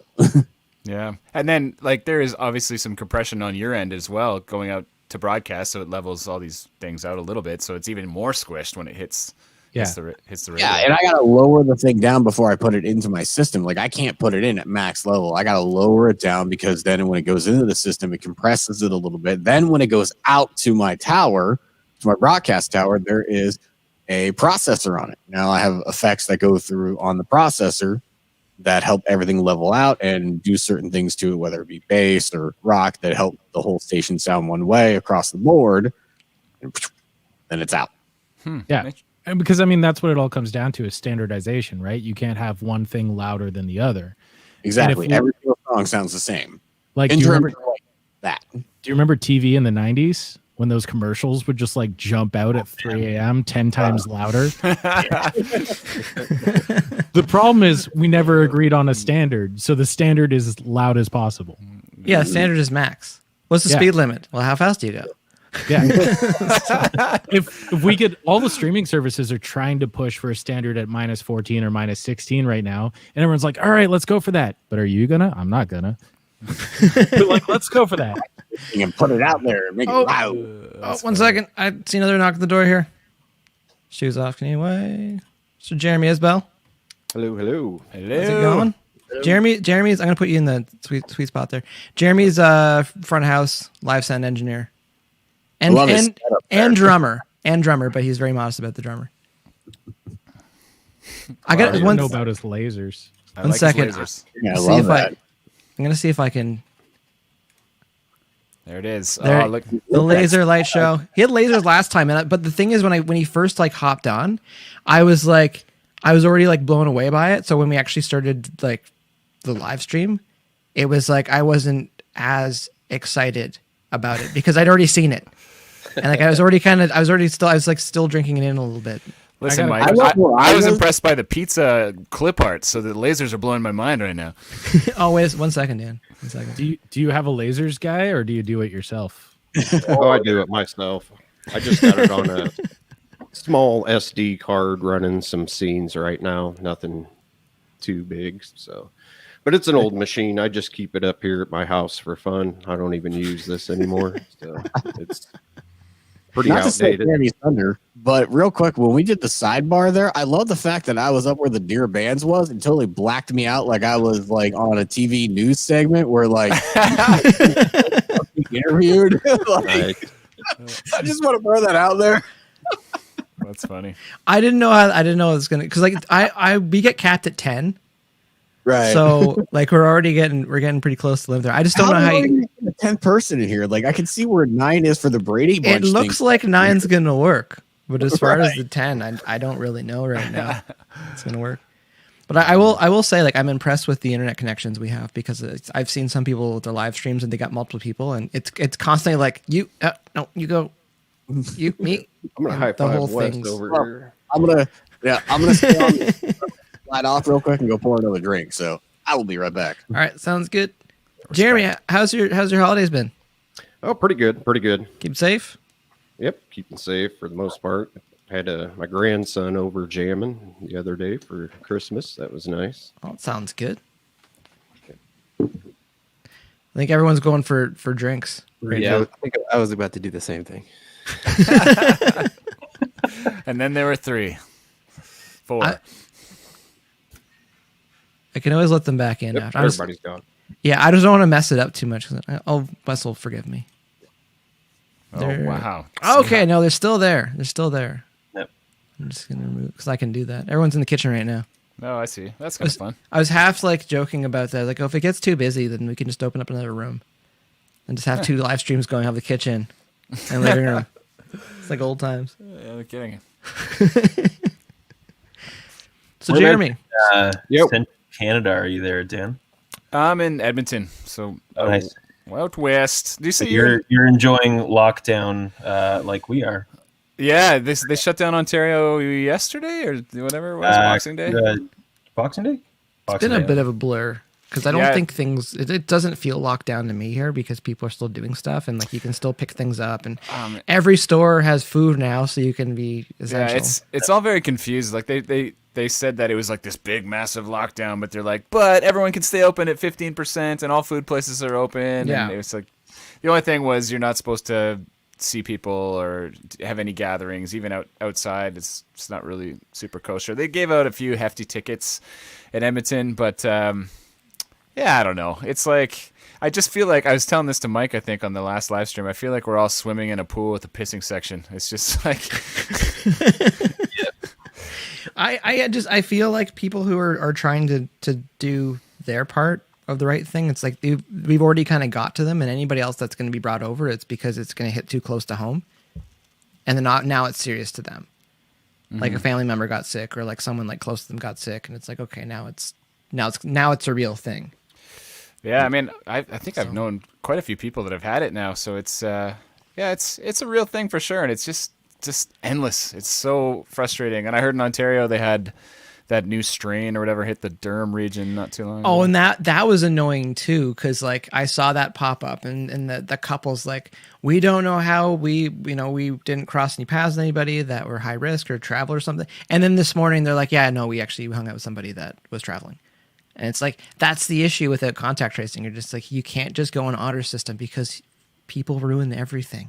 Mm-hmm. Yeah. So that's the whole thing. It's just like employees must wash their hands. It's like the fact that sign needs to exist is a problem. Yeah. So and what is it messing with your life too much right now, Cliff, or how's it feeling for you? I mean, other than the kids will have to be home for an extra week from school. It's not just 2 weeks of Christmas vacation. No, they tacked on another week, so they go back on the 11th now. Us too. Yeah. So other than that, I mean, it's kind of status quo. It's not like I was going out or doing much lately anyway. So It's it's weird. It's lonely enough as it is, but thinking about all our musician friends out there, it's like the touring season is just it's money, but it is also part of the joy of being a musician, and it's kind of it feels really lonely not having that summer of just meeting a ton of people and getting to shake hands and hang out with your friends and make music. It's been completely weird. Luckily, I've been keeping myself busy, but I know quite a few people. I don't know if you guys are the same. If you have any friends that have been like emotionally hit pretty hard, but I've got a few people in my life that are really struggling to deal with it. Yeah. Mental health this year, for sure. Cliff, what group are you with? Sorry. I'm with Cevilain. Oh, okay, cool. Gets to tour Canada. Yeehaw. And a rock band. Yeah, one of my last shows was we did one festival over the summer, which was kind of a one-off. But back in March, before everything hit, we did a show with Mike. Oh, nice. Windsor, which was a riot. But was it March 5th? Something like that. Because I remember Brent and I were walking into Walmart and we were talking about how things were changing at the grocery stores. And as we did that show, and then it was as the next week went by, I'm like, I think we're screwed this year. Because things just started going downhill real quickly in March, and it was just like, what are you gonna do? So, I was one of those ones in complete denial. I was like, no, this isn't gonna happen. I was out for dinner the night before all the shutdowns happened, and we were sitting there, my wife and I, going like, yeah, the kids will be home for an extra week, but they'll be back to school after that. It's not a big deal. I don't know what anybody's talking about. And then shit got real fast. Yeah. We were at dinner right before everything started shutting down. We were like, maybe we should go to the store. We went to a Sam's Club, and the whole place was packed. All the toilet paper was gone. The paper towels were gone. We loaded up in water, got a couple things, threw it in the cart, and the line was from the registers all the way to the back of the store. Dear God.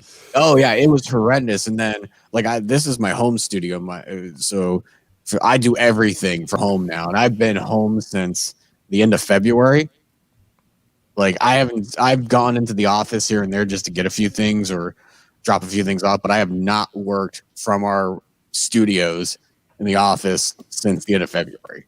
Oh, I was in a studio with a band right up until March 17th, and we were so closed off from the world. We were just isolated making a record. We weren't paying attention to anything. That when I poked my head out on the 18th, I was like, wait, what happened? What the fuck happened? Well, I just went to make a record, guys. What did you do? You broke it. Broke everything. Right. Yeah, we literally dropped a record a week after all the shutdowns happened. Oh, We're damn. There goes our touring. Yeah, no shit. Hey. Promo. I was on my way to Mexico on the way to the airport when we got the message that shut down travel ban and all that stuff. So that was a fun weekend. Oh man.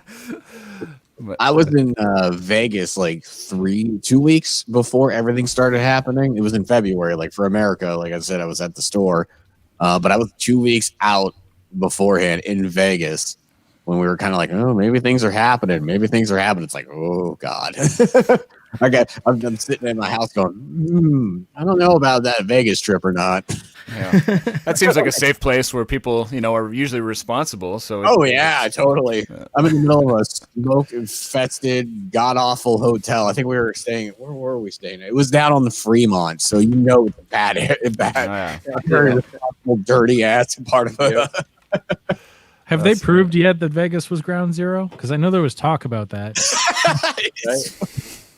Because there was a software convention in October last year, October 2019, where they think all these people flew in from markets all around the world before we even worried about it.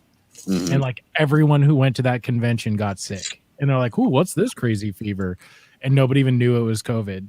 Oh, I thought I was at a rock radio convention, so if there was going to be sickness, it probably was that one for us. Yeah, that was February. Yeah.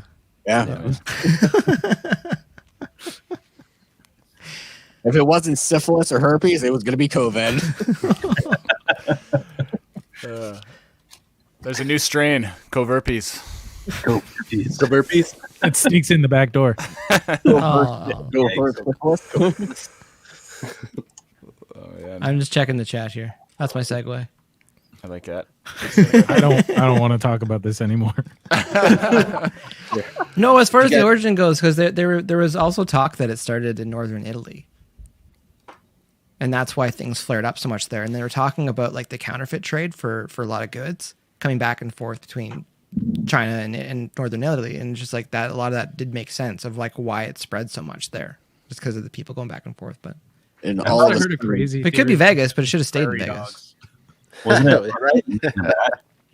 But and all of a sudden, this video chat gets shut down for misinformation about COVID-19. yeah, it gets flagged. It gets, well, it's already flagged because we just said the C word a whole bunch of times. So, the 5-letter one, not the 4-letter one. So I'm over here counting letters like that. yeah, 5 letters and then without an S. So I was like, I don't know. I know a lot of good words. I like how Jeremy got here and he's just like, wow, like how much have you guys had to drink?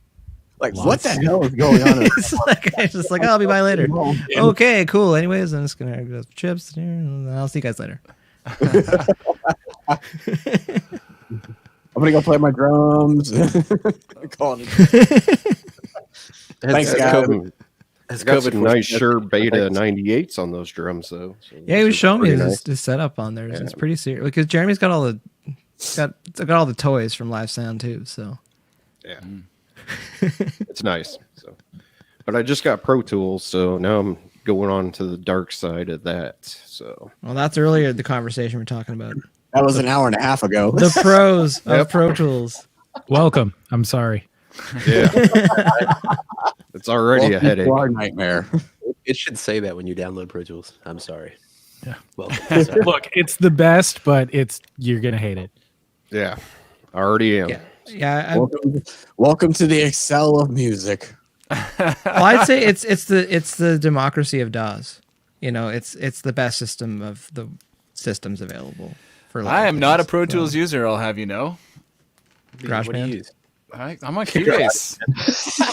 You're on I Cubase? used to use Respect. Cubase. Yeah, man. I've used Wow. Cubase for like Yeah. 10 years. It's pretty awesome, actually. I don't know. I like it. Some of the biggest hits in the world have been made in Cubase recently. Yeah, Ian Kirkpatrick.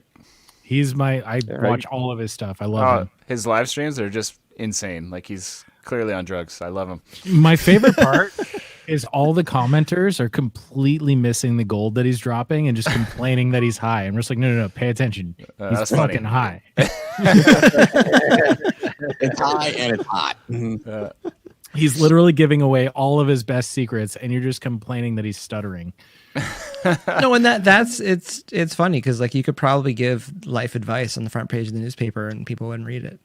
So it's just like people complain about everything these days. Look at the people complaining. Did you guys see the complaints about the T-shirt in Wonder Woman 1984 being the wrong year, and the guy in the punk band was like, "No, it's cool, it's right." Oh yeah, like everyone.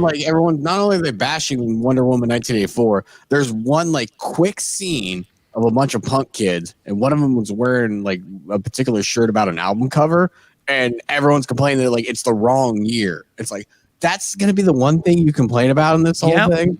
Yeah. Like, 2-hour movie, and it's like hyper focus on this. I want to know who the first person to complain flying across the Atlantic, like who that person was, because it's like last week you had to take a boat, And sick and people now would you die on the way there. and now you can fly over, and you're like, seat's a little narrow. Taking too long. Like it doesn't. The back's like not that comfortable. I can't recline in there. Yeah, it's like I feel you're like- gonna get there in like 7 hours. Like I feel like chill. the first generation was probably fine.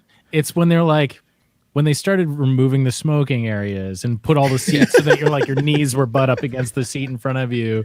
Damn, But then baby. It Sorry. used to be a party on a plane. You see those planes from like the 60s? Oh yeah. They had you're a right, bar and like a whole area to hang out, and you would socialize and smoke and just party while you cross the Atlantic. Now it's just like your knees don't fit. You're a tall person. They're ruining everything. You don't belong here. That's funny. No, you're probably right. If you have open bar or accessible bar in a lot of that transportation, probably smooths a lot of things over. So The one time, flat out, this is another Vegas story. So I used to sneak the airplane bottles of vodka because I'm not paying $9 for an airplane bottle of vodka. Dumb me, I went to go pass it off as trash, and the stewardess looks at me and goes, "You're not allowed to bring your own bottle." I'm like, "They let me through security, so what's your problem?" My wife looks at me and goes, "Just stop. You're supposed to. Why are you embarrassing me?" I'm like, "What are they going to do? Kick me off or mid-flight?" yeah, I'm standing up for me. This is all good. Yeah, well, hell, man, I'm not dropping $9 for this junk. Yeah. I'll tell you what. I'll drink it in front of you. Yeah, blame it. I like that. That's a good one too. It's like you can't bring this on the plane unless you consume it, or you can't bring this on the plane unless it's checked luggage. So, like, they let me through security with it. Why can't this be here? made it through. That's true. Yeah, right. It's free. It's fair game now. Oh man. Yeah, land the plane over this. Let's go. We're in the middle of the ocean. Come at me. Want to ask Jeremy. Live shows. I know you guys had live shows kind of going for a while now. Is it still happening where you are? Off and Illinois? on, hit and miss. Yeah, it's just small capacity of like 30 people, local shows. That's the limit now. Again, coming from Toronto, that much. could be maximum capacity. So That's like best. that's a case good night. scenario. Yeah. That's why you got Jeremy, the you're in Friday. Illinois, right? Yeah, I'm actually an hour and a half northwest of you, Wes. Okay. Yep. Because I know in some parts of Illinois, it just depends on who's running what and who's willing to break what rule at this point. Yeah, I'm not too far from you, actually. So about an hour and a half away from you. Okay. So how have the shows been? I'll knock at the door. This guy could probably chime in on this. He's ready to go. Mr. Nick Bell. That guy right there. Also Hey. Illinois. We got lots of Illinois in here right now. He's got the He's pizza. got the pizza. Good There for we him. Like, you gotta redo the cover thing Yeah, now they again. did. I know. I'll get there. Don't worry. See, Nick, I got pizza too, Nick. Nice. I was asking Jeremy about the shows going on still, because like things just seem to be like it's shut down here. Like there's nothing going on, but it still seems like there's some shows going on where you are. Yeah, we're like doing shows. Like we did a few, like, you know, not really like big shows. Like we did David Ellison of Megadeth, you know, did a little tour run. One second. Just so everyone knows, Nick is a booking agent and plays in band as well. So like Nick's got his ear to the ground as far as shows and tours have been going this year. Sweet. Context. Where's Nick at? Nick's right here. No, I'm in Central Illinois. Oh, a lot of Central Illinois. But yeah, dude, yeah, we've been doing some shows, and you know, they've been, you know, safely and responsibly as possible, and it's been a good time. People are enjoying it, and you know, they're not as you know, obviously as filled as you would want them to be. You know, the crowds are a little lighter than usual, but you know, it is what it is right now. So I didn't really hear all the prior conversations, so I don't know what I'm you know, parroting or whatever. But yeah, we've done a few shows, you know, pretty constant since what, like June or July, Jeremy? I don't know, but Yeah, right around there, June, July. yeah. So it's been pretty good. People there, they wear masks or anything, or like, because that's the whole thing, the consumption of goods at these shows. Like, how does that work? Well, I mean, some people wear, you know, masks, and some people don't, you know, and then, like, you know, you see there's plenty of social distancing. So, you know, but like you said, yeah, it's hard to consume beverages and eat food while wearing a mask, and so those things happen. But I mean, it's like I said, trying to do it as responsibly as possible.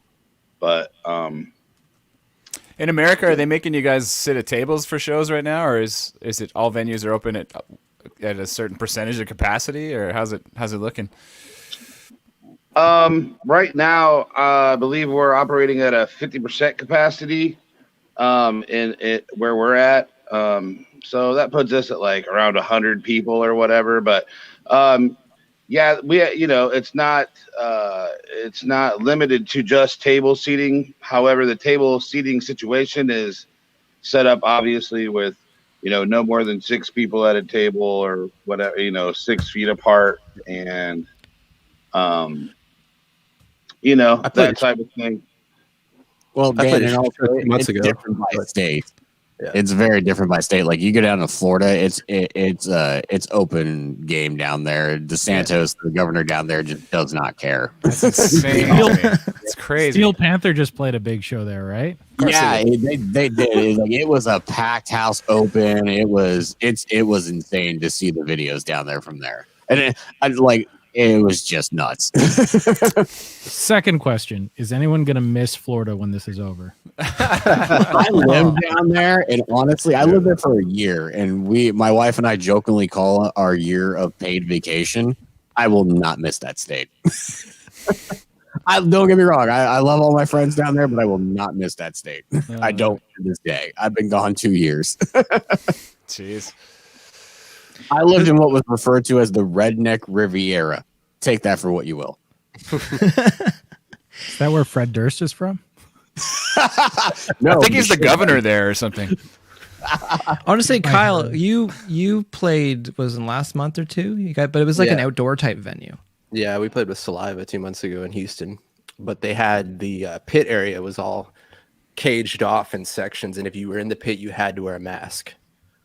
So anything outside that, you didn't have to wear a mask, which was, I don't know. Basically, the guy was like, "Hey, we got to show the state or the county that we're trying. They're putting an effort in." Yeah, I feel like it goes along with what Dan was saying, where there's the pee end of the pool. Yeah, you're in a pool with the pissing section. I barely missed that part of the conversation, getting a drink. But yeah, no, people have been trying to make stuff work, but it's just at a certain point, like I feel like the amount of effort going in. What's the saying? Like, the juice isn't worth the squeeze for some of the stuff, and for some of the bands trying to get out and do stuff, it's like if you can't put people in the rooms, or if it's not safe, and I was saying earlier too, it's like if we get back to touring too early, like we're gonna get one of our bands is gonna get sick, and something's gonna happen, and that's gonna turn the industry on its head, because now bands will be like, maybe we shouldn't go up, maybe because our crew also as well, like we need to protect them. Like there's a lot of things to make sure everybody's safe. It's tough right now, and I wish everyone the best, and I hope everybody can get back to work as soon as possible. There's so many bands and crew members and sound guys and venues. I love every venue I've ever worked with across the board, every market. I hope we can all get back as soon as possible, because I want to do shows too. I want to be a part of shows. I want to go back to shows ASAP. Yeah. I remember like a few years ago, like we were, not say half jokingly, but just like the idea of going through metal detectors everywhere we go. And it's like, this is complete left field, being like, oh, well, I wish we could go back to thinking we're just going to have metal detectors at every venue and every time we go in someplace. So I don't know how to work in the US, but do you think if it goes on too long that some bands won't make it and they'll find other careers? I hate to say that, but bands have already been dropping off this year. Yeah, I'm seeing it too, for sure. There's a lot of people that just can't find a way to survive right now. Yeah. And like touring was, if you're at a certain point, I think touring is lucrative, but like it's still a grind to get from that you're investing to you're breaking even to like you're doing well.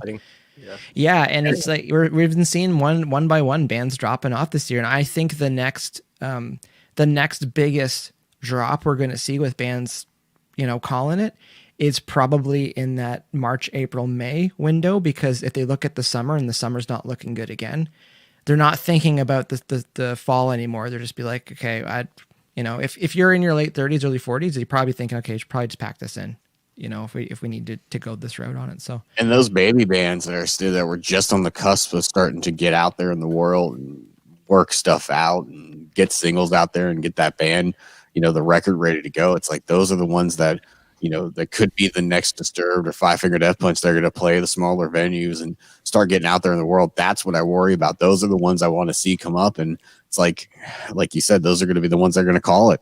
Yeah, and that's what I want to see. I feel for any band that started getting some traction in September, October of last year.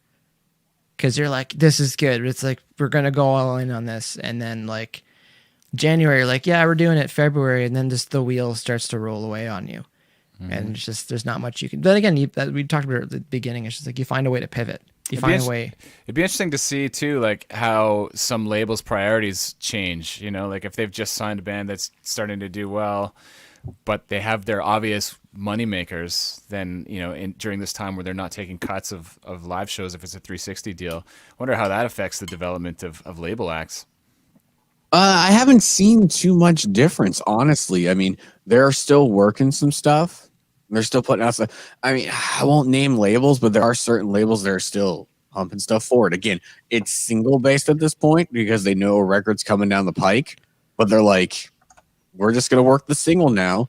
We might get 3 singles down, 4 singles down before the record comes out because we don't know what next year's going to hold. We're not going to put the record out now because we can't tour behind it, but we'll put the singles out. We'll stream it and see what happens. Yeah. Well, you're hearing stories about people getting signed off TikTok, and I think like I wouldn't compare rock to a lot of other genres because I think it's completely different beast. Rock's got, and I was just flat to say I think rock's got it wrong in some cases. Yeah. Oh yeah.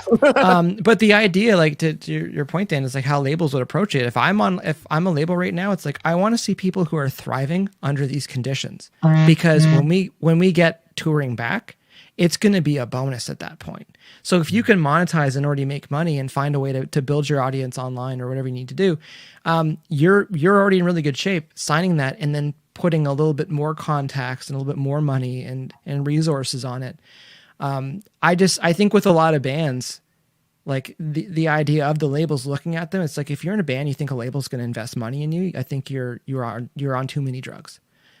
Because if you can't find a way to make traction right now and make your own income revenue streams from what you're doing, why would they want to try to help you do 5 or 10 times what you're doing by yourself right now?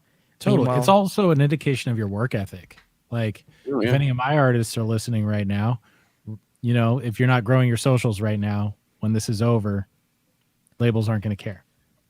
No, yeah. If you wasted, I'm trying to pick my words wisely here. If you wasted some of the opportunities that were available this year, because there was more people that got out of the way because they said, oh, well, there's not much we can do this year because we can't tour. So we're not going to put music out. We're not going to do this, that, and the other thing. You had all these people that were standing still, and it's like the best time to make up ground on anybody is when they're resting.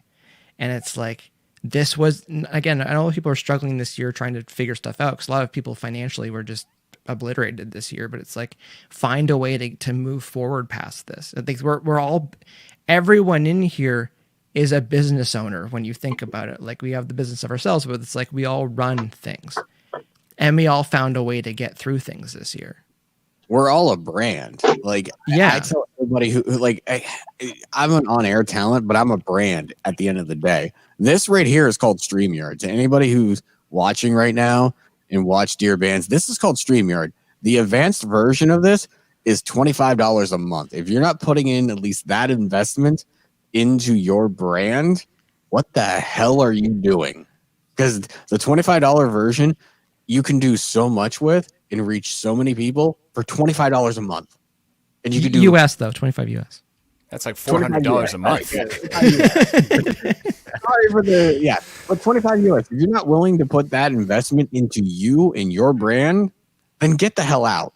Yeah, and it's an easy play because I use OBS for streaming my gaming stuff, but I still use I still link it through StreamYard to blast it out, and it's like learn a little piece of software to help reach people. I think there's sorry, Mike. No, go ahead. I was just saying, I think there's a real opportunity for people to get creative, and you know, if everybody's doing one thing, then figure out what it is that gets them in a different way. Like, I feel like this kind of thing is really interesting because it becomes a conversation. And you know, at the beginning of this, there was just a ton of people sitting in their living rooms with their acoustic guitars playing a little show, and it got so boring. But then people started getting creative, and I think those people, at the end of the day, hopefully they're gonna kind of win because they'll be, you know, finding a new way to make fans. I saw a thing the other night, and now I know it was a pay-per-view event, but bands started doing the pay-per-view thing, and there's a pop band called AJR, and I call them pop, even though they get played on alternative radio. But they did a full scale like pay-per-view event. I saw that. Crazy. With a whole back screen and orchestra. I mean, they put some money into it, and I mean, they really put on a show for anybody who watched it, and you got your money's worth on that thing. So if you were a fan, you're a super fan now. Yeah, you're a super fan now. You came in, and it was like being in an arena watching that show. And they did 2 shows. They did one for the UK, and then they did the exact same thing live for the US. Pretty awesome. It's a great idea.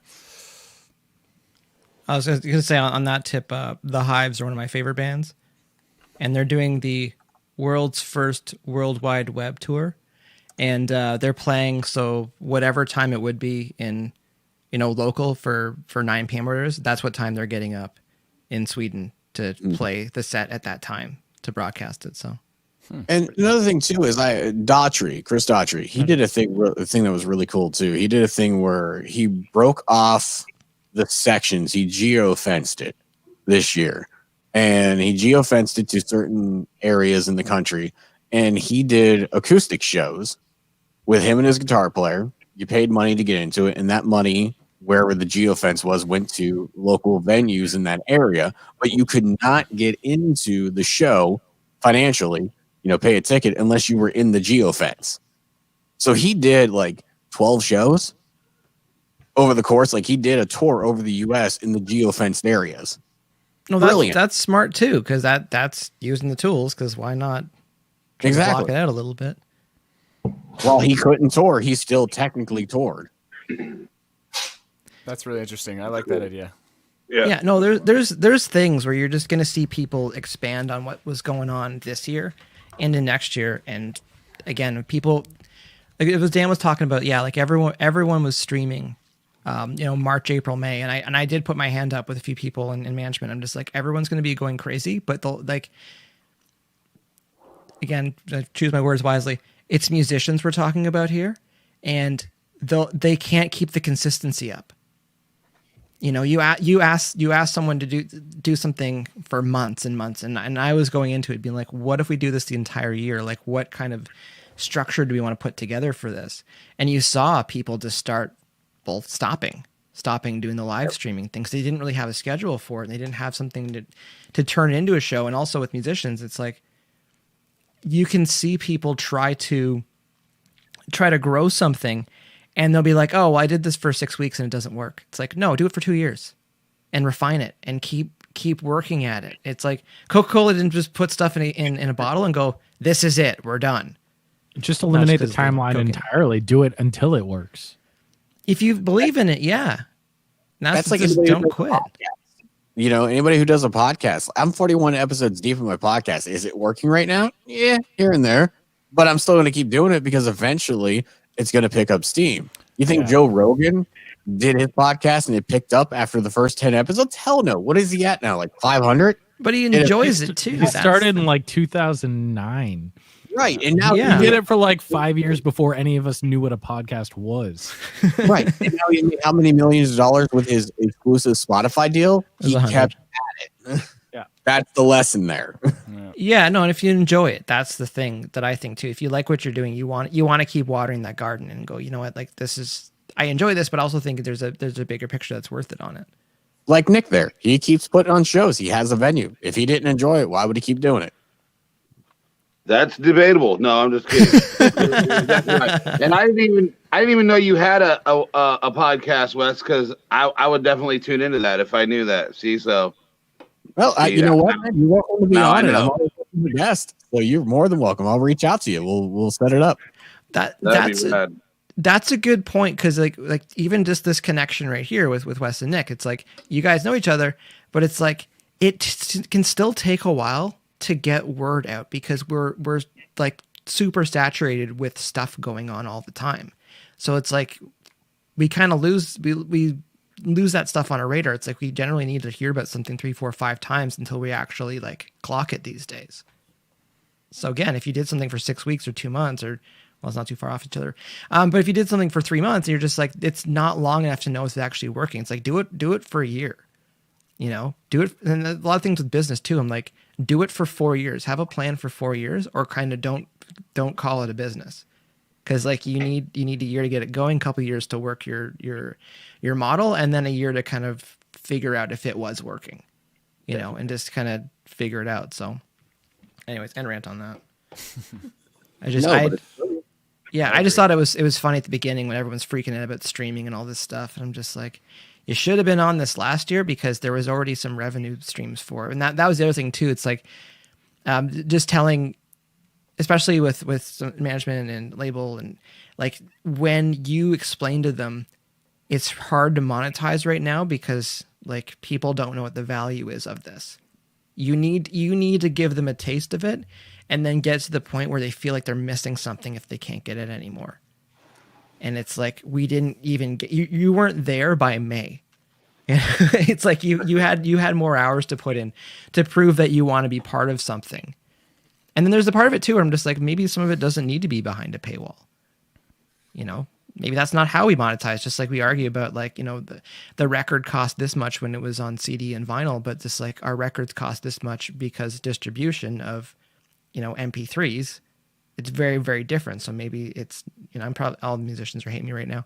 It's like, maybe that song is worth $1. I'm sorry. Maybe it is worth 0.0017 cents per stream. Like, but Mike, to go back to the paywall and the stream thing, you guys doing your thing every Sunday night is a good idea because it still keeps you relevant to your audience. So maybe they will go back and stream the record, Monday, Tuesday, or Wednesday because you're front of mind to them.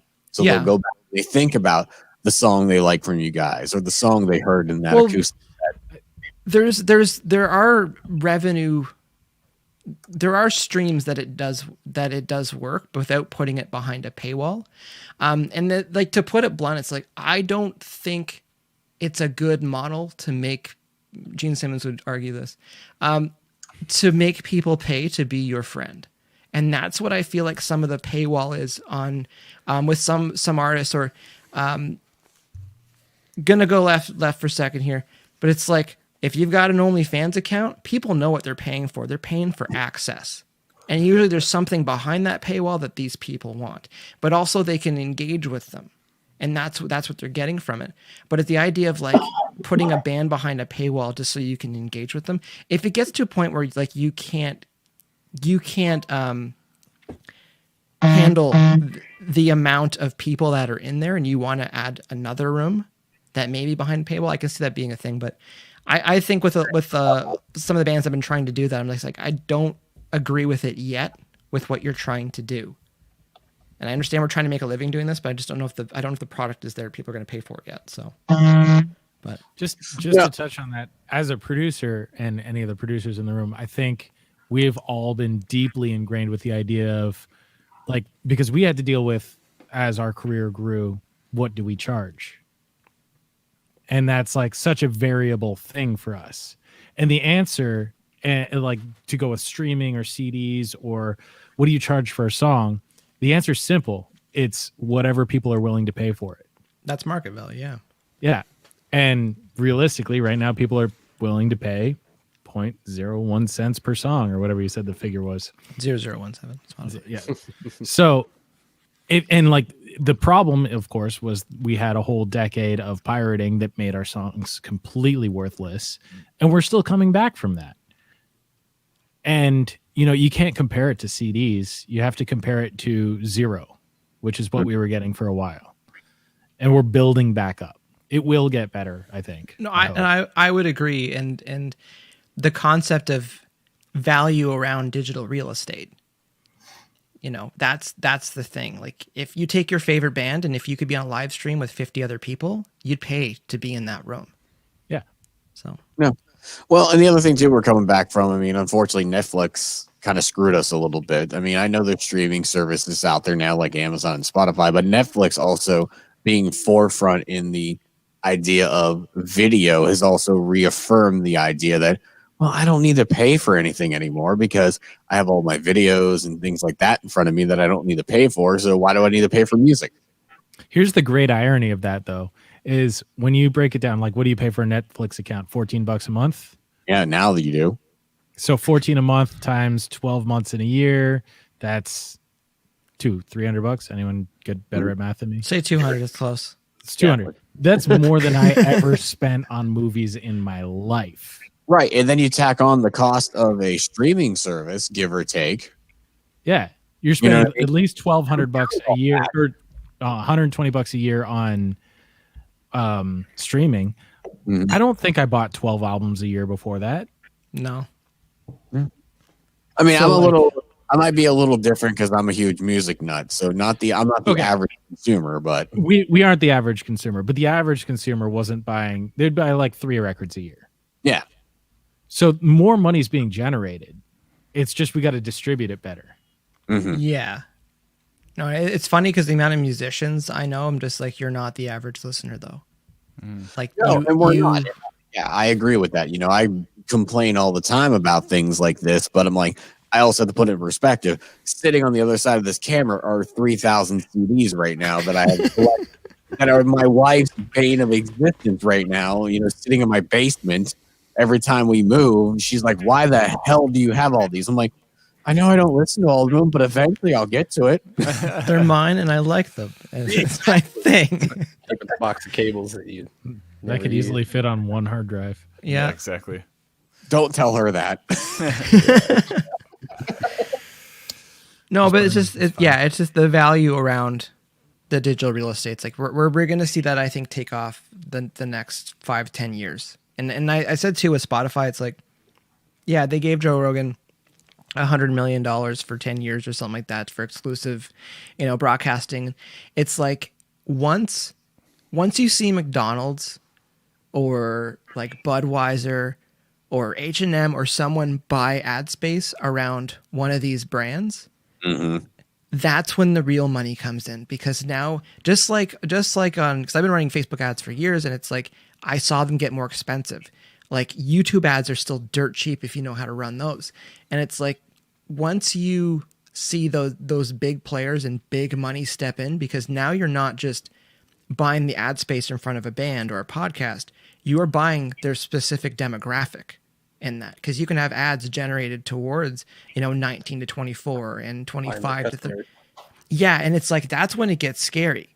Because now they can, even age, race, if you got kids or not, like what if you're a student, it's like all these things you can kind of dial in and put your ad right in front of their face. And it's like, if you're a band that's aware of what your branding is and your demographic, and then all of a sudden you'd be like, okay, like this song's doing really well, and say you got a song and just like, okay, this reacts really well with skateboarders. It's like all of a sudden you could have skate brands put their stuff in front of your song, and your song may generate a lot more money than what you thought it was based on spins. It's the value of that real estate on either side of that spin, that 5 seconds. That's the other thing too that's crazy these days. It's like, your ad's not 30 seconds. Your ad is 5 seconds. That's all someone needs to see if they're going to watch it. Yeah. But they need to see it like 20 times. And that works. They'll pay the money for it to get it in front of people. So that's my thing. The tipping point is when you see a big brand step into Spotify and start advertising on there. It's money. Which is so funny just in general, because, like even in the podcast realm, Chris Jericho was at a podcasting summit. And even he's like, he's like, how many millions of listeners do I have on my podcast? And I can't get McDonald's to advertise on my podcast. Because they don't get it yet. Right, exactly. Because someone in the boardroom is just like, yeah, so, but anyways, we'll put like, $30 million into TV, Don't knock my radio. No, I'm just saying, because that's where I still see those ads, or like on the side of a bus or something. It's just like, we're still going to put that money into those things. It's like, they don't get how, like, if you were to get ahead of this, if you're a big company to get ahead of this right now, like it's game over, because it's so affordable. Well, and I go back to, even, I hate saying this, but radio's been behind the curve for so many years. Years ago we were, and we're still kind of behind the ball a little bit on certain things, not in just the advertising realm, but just as a whole with the digital realm, we still are. So I get where even the advertising firms are as well. I think everyone's mind's blown right now. Yeah, I hurt. No, because again, like everyone's making a living here, but it's interesting to see the different perspective. Like just even just looking around the board right now, just everyone's here. It's like everyone's got a different perspective, but like everyone's got enough ties into what the music industry is doing and how all these pieces affect them and stuff. So, well, every one of these pieces on this board right now all affect each other in some way. Yeah, the live, that too. the bands, the radio, we all affect each other in some way in terms of getting that music out and being able to properly promote that music. So each one of us can still thrive in the realm of music. That's true. Even Nick Bell down at the bottom of the screen, he's the reason that I have a job. That's fucking all right. Nice. He's supplying shows that I'm able to do Yeah. sound for, you know? Yeah. If we're close enough, we take Jeremy on tour with us. You know, if I can promote those shows, there you go. So it's all of us. This whole circle here, this whole Brady bunch is all together. This dysfunctional Brady bunch is all together. We're still one short. Where's Marsha? You know what? She's got the broken nose from the football. She Oh, can't little football nose. Classic. Not good.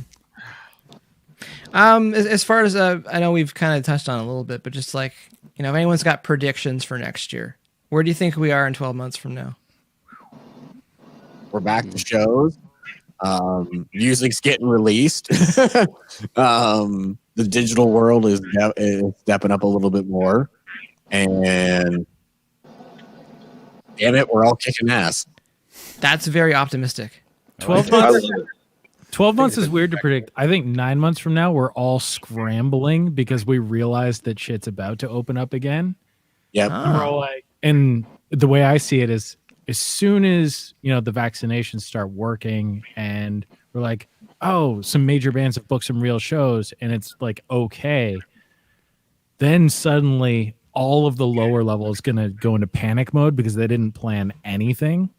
And we are all going to be bombarded. I can see I can see us all in like August, September, just going insane. So if anything, anyone listening out there, start planning now. As soon as we understand, I would agree with that. Yeah, as soon as we understand we don't have a third eye or a tail from this vaccine, it's all fair game. I don't know. Tail sounds pretty cool though. I want a tail. Give me a tail. So wait, in 10 years, we're all going to see those legal advertisements. If you suffered something from this vaccine, it's going to happen. 100%. I just want to go on record saying I will be first in line for the vaccine. Give it to me. With the vaccine or the tail vaccine? Both. Both? Like I said earlier in this thing, my wife got it. She's in the medical profession, and she got it already. She got the first phase. She has to get phase 2 here, I think, actually on Inauguration Day here in America. So Phase 2 is the tail phase. Yeah, that's the thing. There's the second vaccine because they just want to see how the tail is forming. right. It's just they won't. You know, they won't come back if we don't tell them. You know? You don't want one of those stubby little boxer tails. That's What not I don't good. get is why are we changing the names of things? They used to be called a booster shot. We used to have those like as kids.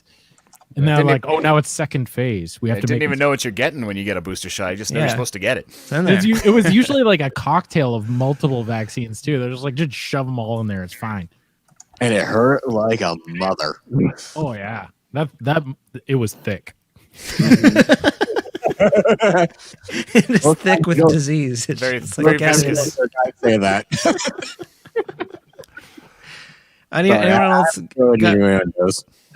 Anyone else got predictions going 2021?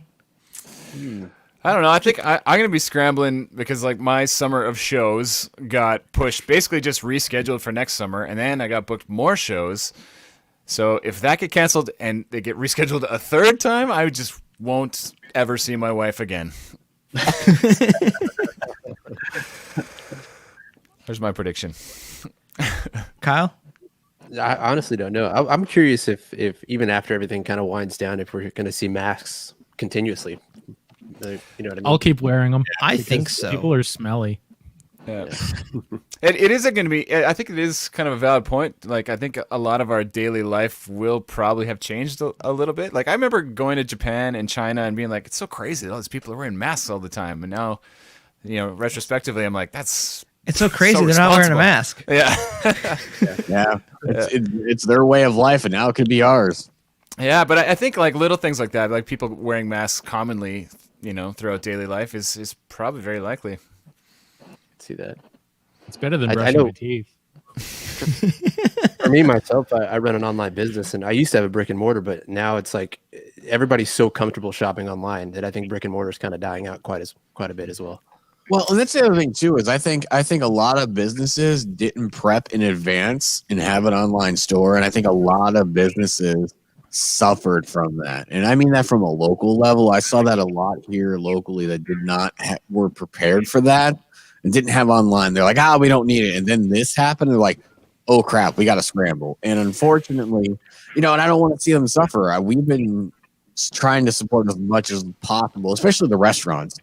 They got online, they got DoorDash or whatever. We've been jumping online and trying to support them as much as possible. There were a lot of businesses that were not prepped to do online, and now you're seeing that. So kudos to you for jumping in advance before this to do that. And I agree that I think brick and mortar, to a certain degree, depending upon the business, might scale back. What about Wes for radio? Do you think that office space is going to be shrinking for radio stations? Because I know my sister's a lawyer in Vancouver, and she's saying like, I don't think her firm will ever have 3 floors again. It'll be down to like one. I wonder that too. I mean, honestly, this studio space that I built, I was building one anyways. I probably spent more money than I probably should have to build this. But even our CEO was like, I don't know how many of y'all are coming back when this is done. So, and I'm more than comfortable to do this here. I can literally find it like 1 or 2 things, can do everything from home. And I'm fine with that. I mean, I can go, there's a couple things I have to go to the office to do. So if they are fine with keeping me here, I'm okay with that. I can do a live show from home. I can do other things from home. So if they want to keep me here, it's not that I'm not, want to be around people, but you don't need me there. We can condense the space and save money. I don't want to be around people. I'm into that. I'm a big fan of that too. I've been working from home for 2 years before the pandemic, and I love it. Well, and I have an 11-year-old, and he's been, out of school doing e-learning since late February. And we have not put him back in the school system, even when they were like, oh, some of you can come back. If you want to stay e-learning, stay e-learning. So we've been e-learning since February of this year. And it's been great. I've had more great experiences with him that maybe I wouldn't have gotten before all this. So I'm fine with it, Great. We've saved a lot of money on childcare as well. I'll take it, But and all around, even if he's not here and he's got to go back to school, I have no problem staying home and doing radio from here. Again, I can literally do everything from here. If there is breaking news, breaking weather, we had a tornado run through over the summer. I was able to do live weather updates on 3 radio stations right here. Pretty cool. I mean, technology is an amazing thing. The future is now. Yeah, exactly. Well, that's the thing is some people not realizing how good the tech is right now to do things because you never needed to use it. So it's like you didn't think much of it. No. So, Nick, predictions. Next year. Cubs win the World Series. Nice. Go Straight to the important stuff. Whatever the hell they're going to be called now. Just put it out there. Good vibes. Yeah. No. I echo. I think 9 months from now. Yeah, we're probably looking at everything. That's what I've been saying. Kind of like Q3. I think we'll see. Full steam ahead. And another thing. Yeah, I've been trying to be in front of everything as much as possible too, just because like you said, when the gates do open, it's going to be like a flood of everybody trying to do stuff. And so opportunities are going to be, somewhat limited when it does happen, because like you alluded to, there's less venues are open, so that's less places to play, so yeah, just try to stay in front of everything and get to that point where we are back open and everything's rocking and rolling. Now, Nick, let me ask this question real quick before we finish around, and I'm sorry to interrupt, but with that, as you said, the floodgates opening up, do you think it's going to be oversaturation and we won't have as many people going to shows because they're like, well, I can miss this one because there's going to be 2 next week? I honestly don't know. Like, that's what I mean. Will there be too much? Will there be too much of that? That's another thing. Like, all these bands, all these tours trying to go out. Is there enough people to care? You know, to supplement the demand that all these bands, because everybody's got to go out. Like you said, Mike. Like, there's bands that have built these whole plans around being able to tour and be out there, you know, moving records or you know, whatever promotion they're doing. But yeah, will there be enough to go around? Yeah, I don't know. That's a good question. Because, you know, diehard music fans are going to make it happen, but the casual fan, yeah, will there be enough there to make them, attend more events? I don't know that's, you know, that's part of my fear. Like, I have some predictions for next year, but on the topic of the shows, part of my fear is that it looks similar to what's probably going to happen in movie theaters, where people are going to just not go back because they're going to realize that they're at home, they're comfortable, they can go to the bathroom, go to the kitchen whenever they want. They don't need to worry about going there, like going there or coming home. Like, there's lots of things that that are more comfortable, you know, at home. And it's like, I do agree, like some hardcore music fans are still going to go out there, but it's like, I think it could be a thing where maybe that's where the monetization happens, because you do have the option between the actual concert that's happening and the live stream that's happening. You know, it's interesting, Mike. They're doing that now. I think they started releasing movies to theater, but also direct to whatever, Apple or Netflix, but you got to pay for it. HBO, yeah. Well, which is HBO Max put their whole slate on HBO Max for like 30 days each time that they drop a movie next year. And I think they may have pulled it. Now, don't get me wrong. I'm a homebody to a certain degree. I'll go see a concert any day of the week. But when it comes to a theater, I'm like, you know what, though? When it comes to a movie, I can pause the movie. I can go to the bathroom when I want. Snacks are a hell of a lot cheaper. Put caption on. Yeah. I got no problem paying for a drink at a concert. But $12 for a thing of popcorn. Yeah, I'm a little lenient on that. I'll sit down in my house and pause the damn movie. We'll see how that goes. I wonder, if HBO Max maybe jumped the gun a little too early on the Warner side of things. Not everyone's doing that. But we'll see how that goes. I think, as Nick was saying, like, part of that too is it's getting ahead of it, because like, what if we're not getting some of that stuff back next year? So like, get the infrastructure in place. But also, if I'm in that boardroom, I'm like, yeah, let's do that, because let's give people the choice. Because also we'll have the analytics that comes back.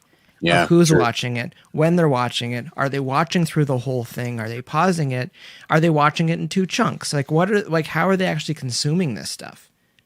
Because like, I think it's hilarious that, like, on the the idea with records, and people are like, oh, people don't have the attention span to listen through a full record. It's like, people will binge watch 12 hours of a show over a weekend. So it's like, do they want it? Do they want to consume it or not? So if you're creating these things, or even on Spotify, it's like, Spotify can see when people are skipping your song. So they know when, like, or YouTube as well, you can see when people are clicking away from stuff when watch through ends. So the idea where, like, if you're making these movies, like, you don't get any of these analytics from people in a theater aside from just a button, a seat, and a ticket sold. So like, I think it's way better. What's going to be funny is that, so Godzilla versus King Kong, that movie, Legendary made the film, and I think the bill for it was like $250 million. I was reading that while Warner has it in their slate to release on HBO Max, Legendary is like, you're not doing that unless we get paid back the entire bill for the film. Whereas Netflix is like, we'll pay you the $250 to release it. So now there might be a war. We'll see what happens. Even though HBO Max is like, well, it's on our slate for next year on HBO Max. but now there might be a war for it. Yeah, no, So it's going to be interesting. Like, no, we got to get paid. Meanwhile, you have Disney over here just being like, so everything streams now. Well, but here's the funny thing: when they released Mulan earlier, now Soul, which by the way is a great film, check it out. They just dropped the film, but Mulan earlier this year, you had to pay $30 initially the first time out, right? stream it. But now then they released it. But Soul over the weekend, they're like, oh yeah, here it is. Yeah. It's funny when Dajaun brought up this Disney thing, everything's streaming. Once you read into Disney making animated films so that none of their starring roles, like lead roles, could age. When you think about that, you're like, that's a pretty good business model because you're not worrying about replacing James Bond, every 15 years. It's like you can just keep drawing a new one. And then was it Pixar or DreamWorks? Pixar. It's like when they started doing like computer animation, it's like it was the same idea. It's like you don't need to worry about your actors getting older. It's kind of funny. You ever seen some of these J-pop bands where they like it started in the 70s or 80s or whatever, and then guys age out and they hire new young people to come into the band, and so these bands have been around for like 40 fucking years and they're all still young somehow. It works. The system works. I like it. Menudo was onto something. No, Menudo did that too, right? I think Rednecks has done that a couple of times too. They've replaced all their members like 3 times over. Oh, good God. But then Backstreet Boys and New Kids on the Block are out touring the original members, 20, 30 years later. It's hard for me to do And that they're as a still solo gorgeous. artist, I think, yeah. You could just find a younger Dan and just be like, you're now Dan Davidson, and just put the hat on him and just be like, there you go. And be like, raise my kids. Yeah, go get some money. Who are we missing here for predictions for next year? Jeremy, do you go? Nope. I was just going to say about third quarter next year. I'm in compliant with everybody else. I think it's going to come back be then. wide open in the third quarter 2021. Pretty optimistic group here. Cliff, did it get you already? No, I'm in the same boat though. I don't think you would see all those massive festivals investing what they're doing right now for Q3 if they didn't think that shit was going to happen. So No. I think Q3. And here in Illinois, our Illinois State Fair, I mean, while it's August, they have put in money. I mean, you've got country shows, you've got rock shows coming for next year. We got Bad Flower booked, we got Stain booked. So, we'll see that. I know Danny Wimmer Presents. They booked a cruise with a actual island show on the cruise for, February of 2022. So they're booking out way out in advance. We'll see how that ends up as well. But, I mean, people are looking out, and again, third quarter. So, we're looking August for the Illinois State Fair as well. So there's some potential there. What about the big shows that are booked in the second quarter next year already? I don't know that's going to happen. I really don't. I think they're going to so either. But I think some of them might happen, but it'll be like a lot of what we saw this year with like drive-in shows and diminished capacity, and a lot of like compromises. Man, I hate drive-in shows. They suck. I think with the shows that happen quarter 2, I think it's, again, from my point of view, it's easy enough to just push it back, get the money in from the tickets, and if it's not happening, push it back. But as Nick was saying too, it's just like get ahead of it. And if you think it's going to go, then go for it. But if it's not, just push it back. Look at Brent Smith and Zach Myers, the Shinedown. They went and did their Smith and Myers, drive-in shows, and those were hugely successful for them. They did, I don't even know how many of those things across America. Yeah. And they were quite successful everywhere they went. Well, I know some people like them, some people hate them. It just depends on your taste. Yeah. Predictions Local on my H end. did the same thing. I was saying, Local H did the same thing throughout the Midwest with the drive-in shows, and it was really successful. Yeah, those are awesome. Yeah, I was going to say what Dan's saying with the drive-in shows. Like, I think that, like, one of my predictions, I think that's going to be really big. May through August, possibly September, depending where you are with your weather and stuff. Because, like, if you need people to distance and you need to, like, kind of monitor the flow of people coming in and out in the orderly fashion, I think vehicles are a really good way of doing that.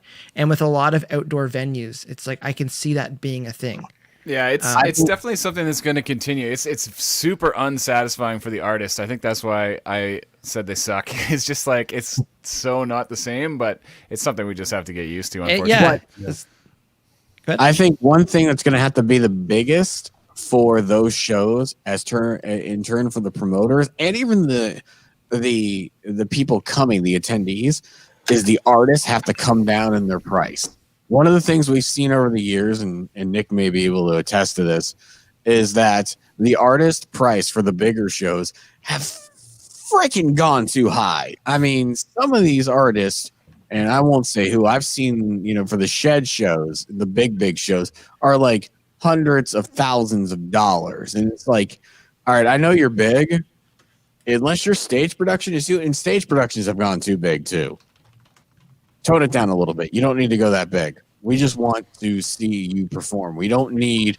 I like big stage productions. Right. We don't. Cliff's got to go. Right. We don't need Cirque du Soleil. Give us a show. Sorry, guys. I got to bounce. It's run out of battery. It's got to go. See you, Cliff. It's good to see everybody. Have a good night. Good to see you, Cliff. Have a good one, buddy. See ya. I just want to jump on a comment here. I think Kylie said hard to pit a drive-in show. I don't know. We could demolition derby this shit. I say we go for it. That's true. The pit pass could also come with a vehicle. Yeah. So let's combine the two. I would go to that show. That might be the best idea anyone's ever had.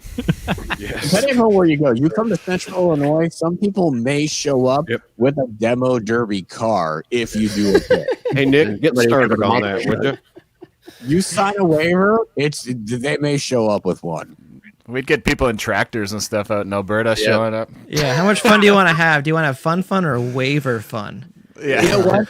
Hold on. I grew up in Austintown, Ohio, which is in the northeast section. During my senior year of high school, people drove flipping tractors on the last day of school to school.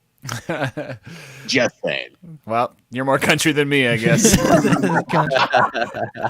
don't know if you can socially distance a tractor, though. You attract everyone when you're driving a tractor. Well, you know what? You put a flat metal. It's called a tractor. You bring a whole bunch of people. Bring the party. Hey, whoa! All right, so we're all somewhat in agreement. We think that by Q3 next year, things are looking pretty good. I can't wait for the first demolition derby show. I will go on the record to say that I think we have a pretty good Q3, like end of Q2 and Q3. Once we can start putting stuff outside, I think we're going to see cases drop because people will start being distance outdoors. But I do think we're going to have a spike once the weather gets colder again. And we're going to have another surge, and then things will kind of slow down again. I do see the drive-in shows. I do see people that are smart and ahead of the curve still trying to maintain some type of online presence. But the more bold prediction I feel like I think next year and the year after is when we're going to see a big spike in VR technology and adopting and accepting it. The idea we're having headsets so that you can immerse yourself in certain concerts or certain music experiences and stuff. I think that's going to be a thing. And there's platforms like Tidal. Tidal doesn't worry about rock. It worries very much about electronic music and urban music and dance and stuff. And like they're already throwing concerts on their platform, and like rock musicians. Sorry, cover your ears, Kyle.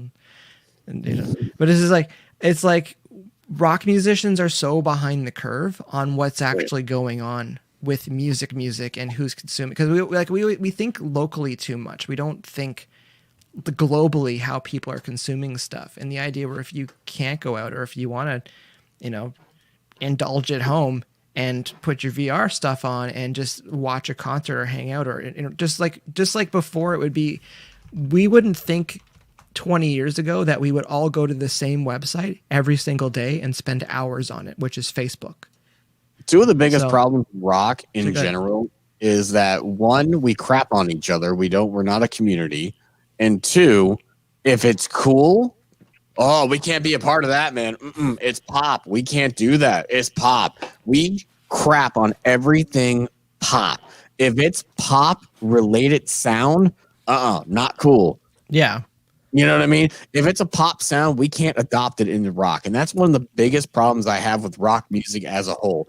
If it's pop sounding, we can't adopt it. No, adopt the crap out of that, because that's how we advance the culture. You know what? Creed and Nickelback. I will say this right now. When both those bands got big, the rock format crapped on those bands and kicked them out. And you know what? Even with Limp Bizkit too, they kicked them out. And I'm sorry, I love all Limp Bizkit. three of those bands were in big arenas, expanding the audience of rock. And yet the rock format as a whole, the audience, the radio, kicked them out. Why? Because they got a new audience? I'm sorry. That is total BS. And I'm sorry I'm getting on a huge... I agree. Preach. I get angry. Limp Bizkit is the best band of all I'll time. listen to this all day. They're awesome. I get angry about this because I'm like, I'm sorry, all three of those bands, like Creed sold 30 million records off the first 3 albums. They were on an indie label that didn't exist until they got signed. And you're telling me you're going to kick them out when they got pop? I'm sorry. That is a new band that is a band that deserves our attention. When they're expanding our audience, it could bring somebody into our format. Don't kick them out because now they're cool. The radio is so good at censoring yourself. So good at censoring yourself. No, but I agree. It's I love when people are just like, oh, they suck. It's like, yeah, but like 30 million records. Like, Nickelback, like I'm sorry. Someone liked it. Sold at arenas. Someone liked it. Yeah. You know what? Yeah. Nickelback is one of the band that has one of the best live shows ever. Go see them. You hate their songs, go see them live, and that will change your opinion. I've seen them live. Their pyrotechnics are amazing and very warm. Agreed. That was one thing that drove me insane. Like there was this big pushback against Canada or against Nickelback in Canada. Like for some reason, Canada loves to hate their own. But when Nickelback got super successful, there was the Juno Awards one year, and like Broken Social Scene or like 2000. A hipster band won. When I think it was Broken Social Scene, and they get up there and they're hinting at Nickelback, and then they're like, "Fight for better music," and I was just like, "Fuck you guys, that's so lame. Like, why would you ever say that?" And, Hold on. You know what I'll also say is I love the rock audience. They will love Breaking Benjamin. You know what Breaking Benjamin is? And I love Breaking Benjamin. Keith, I love you dearly, and I'm sorry for anybody that's going to come back on me. You know what Breaking Benjamin is? Breaking Benjamin is the Nickelback of hard rock. Hate me if you want for that. They are. They Keith's write rebuttal? similar songs. No rebuttal. I don't like it. Hey, I I don't would like- just like anyone to tell me what's wrong with Nickelback. Like what makes it bad? Exactly. I use Nickelback to ring out a venue every So time I do true. sound. You know, This sounds good. I That can't sounds stand great. it. Why do we turn against them? Somebody goes pop and we turn against them in the rock audience. That is one of the biggest problems with the rock audience, with rock radio. It is It's a the big reason of why I problem with went pop. we're a Just bunch of easier to make stuck-up money. buttholes. Jeez. I think I told the story already, but Dan was talking about Nickelback. But we, 2012 Junos, Nickelback was performing, and so many people were crapping on them about like them being there, and I was like, just wait, because if they open the show, it's game over for everybody. Oh yeah. And I it was there for like that was in Ottawa, right? yeah, and it was just like percussive cannon, and it's just like everything, and everyone was losing their minds. And then the only other performance I think that even got close to it was City in Color when he sat on a rug and played guitar, and it's just like, but it sounded good, and it was just the visuals and stuff. Like it was a very good contrast between the two, but just like with a lot of the indie folk bands that Canada was cranking out for a while, it's like, you can't compete with the rock spectacle for when it comes to fun. It's like, imagine if Fast and Furious didn't have any crashes at all. You'd be like, I don't know if this is really going to work for me. That's why country bands try to put on a rock show. It's not a country show anymore. Everybody just does a rock show. It's a rock show. Think Look fun. at Florida Georgia Line. Florida Georgia Line is the damn Nickelback of rock. 1,000%. So successful is because they're a Nickelback of flipping country. argue me It's on that. fun. It's fun. Yeah, I like big, loud, stupid things. It's great. Yeah, It's and what makes pyro it and fun. lights. Yeah. Look at Kiss. You want to know why Kiss? Kiss writes crappy songs, but you know what? They're loud and fun, and they write hooks. Have any of you guys seen Starset live? Oh yeah, Starset Very is great I live. love Duck to the Death. I'm friends with them, but they put on a great show.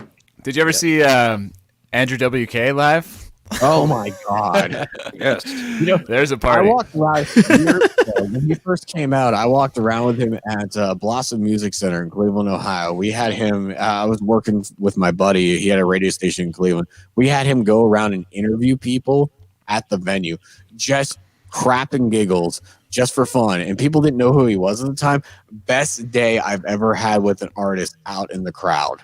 He's He hilarious. was Like one of the funnest guys to be around. all of his songs are like, "Let's go party because party is fun," and that's works for me. Yeah, so good. Correct. You play party songs. It works. I think Oh, yeah, it's funny. dude. At the Junos, the only thing that came close to Nickelback was Deadmau5. Oh yeah, I remember that year.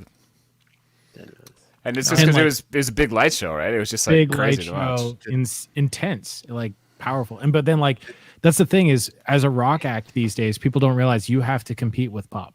And like pop Deadmau5 music not is either. Sorry. Deadmau5 is No, we're Canadian. gonna go out and try to be Nickelback Yeah. now. Or no, we're gonna go try to be Nirvana now. No. Be an act. Sonically, you can't compare. Like electronic music can occupy the whole spectrum because it's literally electronic. One thing I will always say, alternative radio in America. I always tell people this. So around the time GoTA, somebody that I used to know came out. So alternative radio in America was very in line with active rock radio for the longest time. Like you could not tell the difference between the two formats. And then around the time GoTA came out with somebody that I used to know was around the time that alternative radio was like waking up and going, well, you know what? Pop radio isn't playing this type of music. They're playing more urban style pop songs. We're going to adopt this. We're going to bring this in because this is hit music that they're not playing. Oh, crap. You know what happened? Alternative radio took off. Now they're playing all these more pop songs, AJR and Lord and all these other types of artists. Oh, my God. Now they're big. They're playing pop songs. They're You know not alternative. They're pop. You know, you're talking about Dajaun with people competing with pop music. I remember like seeing Muse at a venue for 1,000 people and like, I don't know, 15 years ago or something like that. And everything was like, they were playing Wembley at the time when they played Edmonton, Alberta. They're playing a 1,000-person room. And it was like the biggest fucking light show I've ever seen in my entire life. Like, I don't even know how they fit this many LEDs in this room. And it just like floored me. And I think that some of those acts, like, maybe with massive budgets like that, have been trying to do what these DJs and like these pop acts do with the light show, which is compensating for, you know, like a rock band has an energy to it, so they come up with these amazing things and visuals to help the music feel live. And man, when it connects with a rock band like Muse, it's unbelievable. So cool. Well, because rock bands, I think, forgot that it's like it's supposed to be entertainment. I don't care what you're doing, you have to be entertaining. Right. If you're not entertaining the crowd, you're failing. Exactly. So like the light show, the pyrotechnics, all that is just part of it. But like one of the best shows I saw in the last couple of years was The Weeknd, and that's just a rapper. Yeah, just but like the production on that show was insane. And like I know all the tricks. I've worked in live production. I've done all the programming of the lights and the sound and all that shit. Doesn't matter. It worked on me fully. I was just sitting like, this is so cool. There's a fucking Star Destroyer landing in the ACC. I'm into this. It's amazing. Like, it's beautiful. And that's what people want to pay for. They want to pay to go out and be entertained. They don't give a shit if you're an authentic rock act or how long you spent like slaving over this song. No, just make them smile. Like make them feel something. That's the basis of good music. Does it make you feel something? Yeah, that's it. They don't care. They don't care if you have, you know, a Pro Tools kit behind you with 17 layers in it. You know what I mean? 4 guys on stage playing it with an orchestra behind you and Pro Tools laying down that orchestra. Entertain me. Yes, it has That's to be all I want. entertaining. Yeah. Simple as that. And like, but then at the same time, it's like people who are going to see these DJs are the next night going to see a rock act. And when you go see a rock act after you see a DJ with a crazy lighting setup, you're like, cool, well, there's 4 guys playing instruments and whatever, but like last night there was a dude with lasers. That's like when you really got to up your game on that side of things if you don't have the production. Like I don't know how into like hardcore and stuff you guys are, but if you've ever seen the Dillinger Escape Plan, I got a concussion at a Dillinger show. Are you serious? Yeah, Dillinger Escape Plan is one of it's crazy. Like especially those early shows like before 2010, like you are not safe at their show because of the band. Like they're in the crowd and it's mental. So like things like that people remember, and if you don't have production, I think that's like where rock bands really have to figure it out. Like because if you can come away with a story, like if you leave the venue and just be like, I was in danger, like he shot on brick and threw it at my face, like so I bought a t-shirt, and then like the next time they come through, your friends are like, well, I want to go see that at least. One of the bands I hate dearly, and I'll catch flack for this maybe down the line, ICP. Oh yeah. You know what? Great show. I went to go see ICP once just because I was like, I have to see it. And you know what? I get it. I totally get it. After one time seeing them live, I totally understand it. That show, that performance, as you say, the storyline, like I like the idea and the concept. I'm like, okay, I get it. I totally understand it now. That's characters, right? Yeah. Total characters, the Fago, the people coming out and the helping out with the 2 guys. Yeah, I totally get it. I get it. Tons of crowd interaction all night. You know, if you're at a ICP show, you're part of the show. You know, like it's a juggalo. It's a lot of fun. Same with bands like You're Guar. a juggalo. Guar is a great example. You listen to a Guar record and you're like, okay. You go to the Guar show and you're like, yes. Bring out Gentler. I remember I had friends that were working a Guar show, like just like doing teching and stuff, and I came to hang out in the afternoon, and they were like stapling poly to the walls, and they're putting up the giant paper mache legs that they get born from. It was insane. Everybody was covered in something. But something to talk about, right? Like it's a story, and then stories get repeated. I saw a band in North Carolina. I don't even know if they exist anymore. They were called Schmegma. I'm in. Do not look that term up. Familiar. If you Google it, I'm sorry. You guys want to start a band called Smegma? I grew up in North Carolina. I am familiar with the band. You're familiar with them? Yeah. Oh, God help you. That show was something not glorish, but man, it made me, I was like, what the am I watching? Like, I got done with that show and I'm like,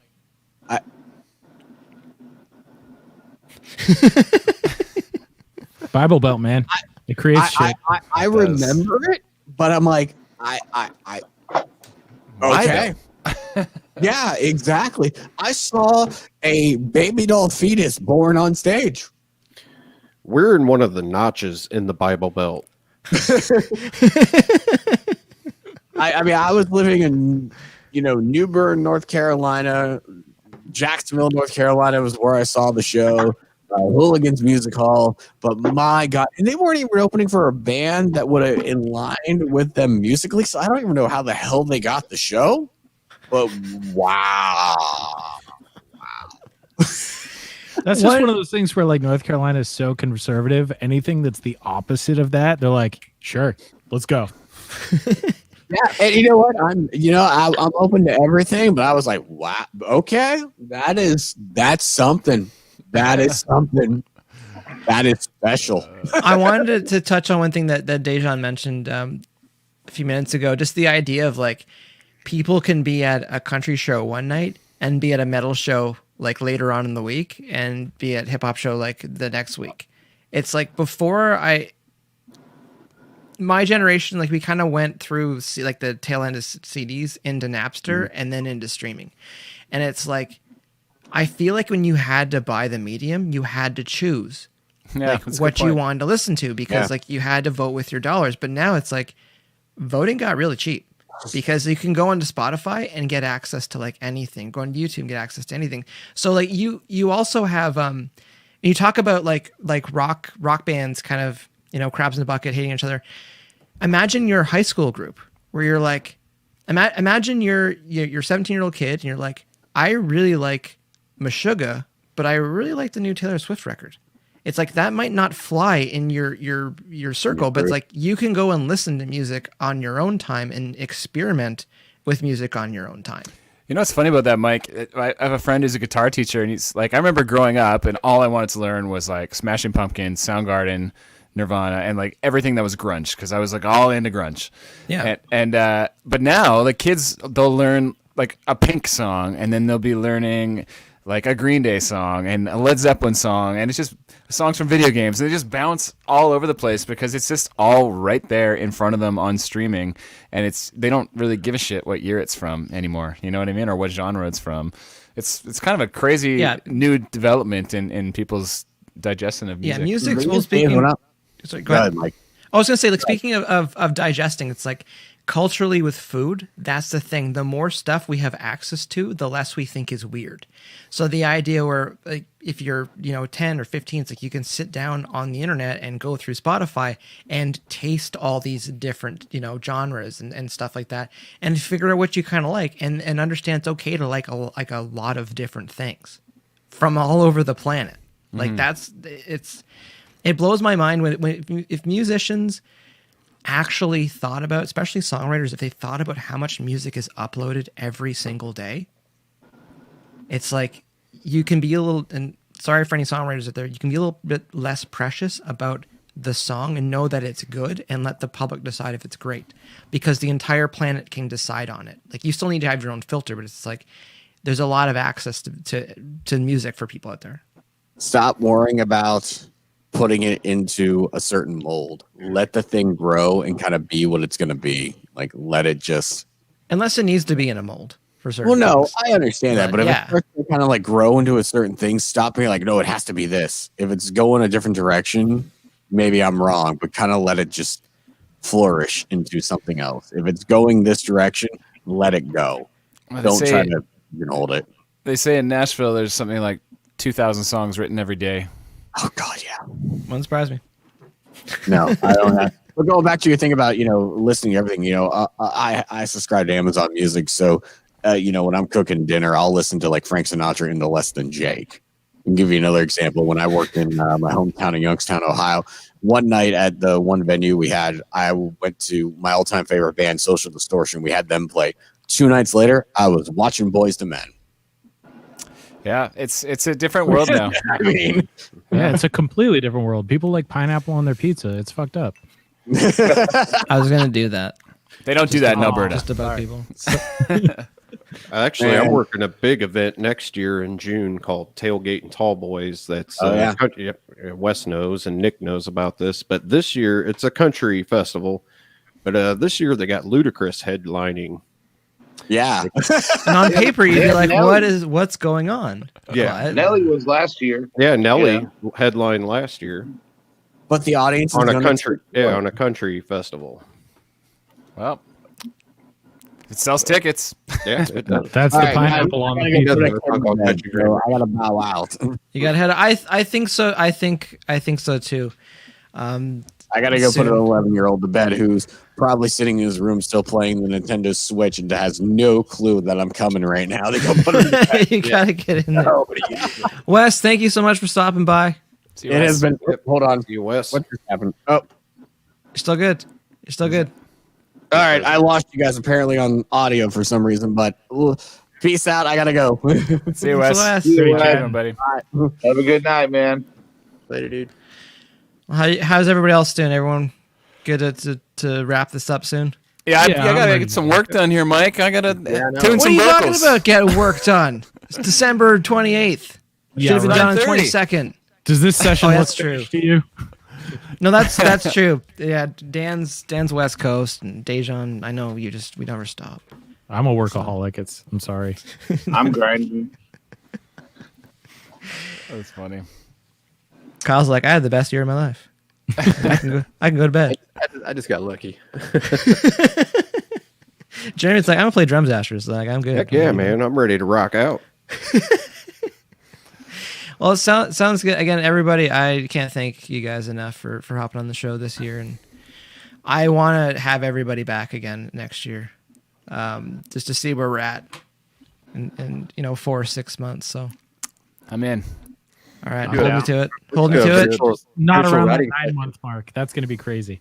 Yeah.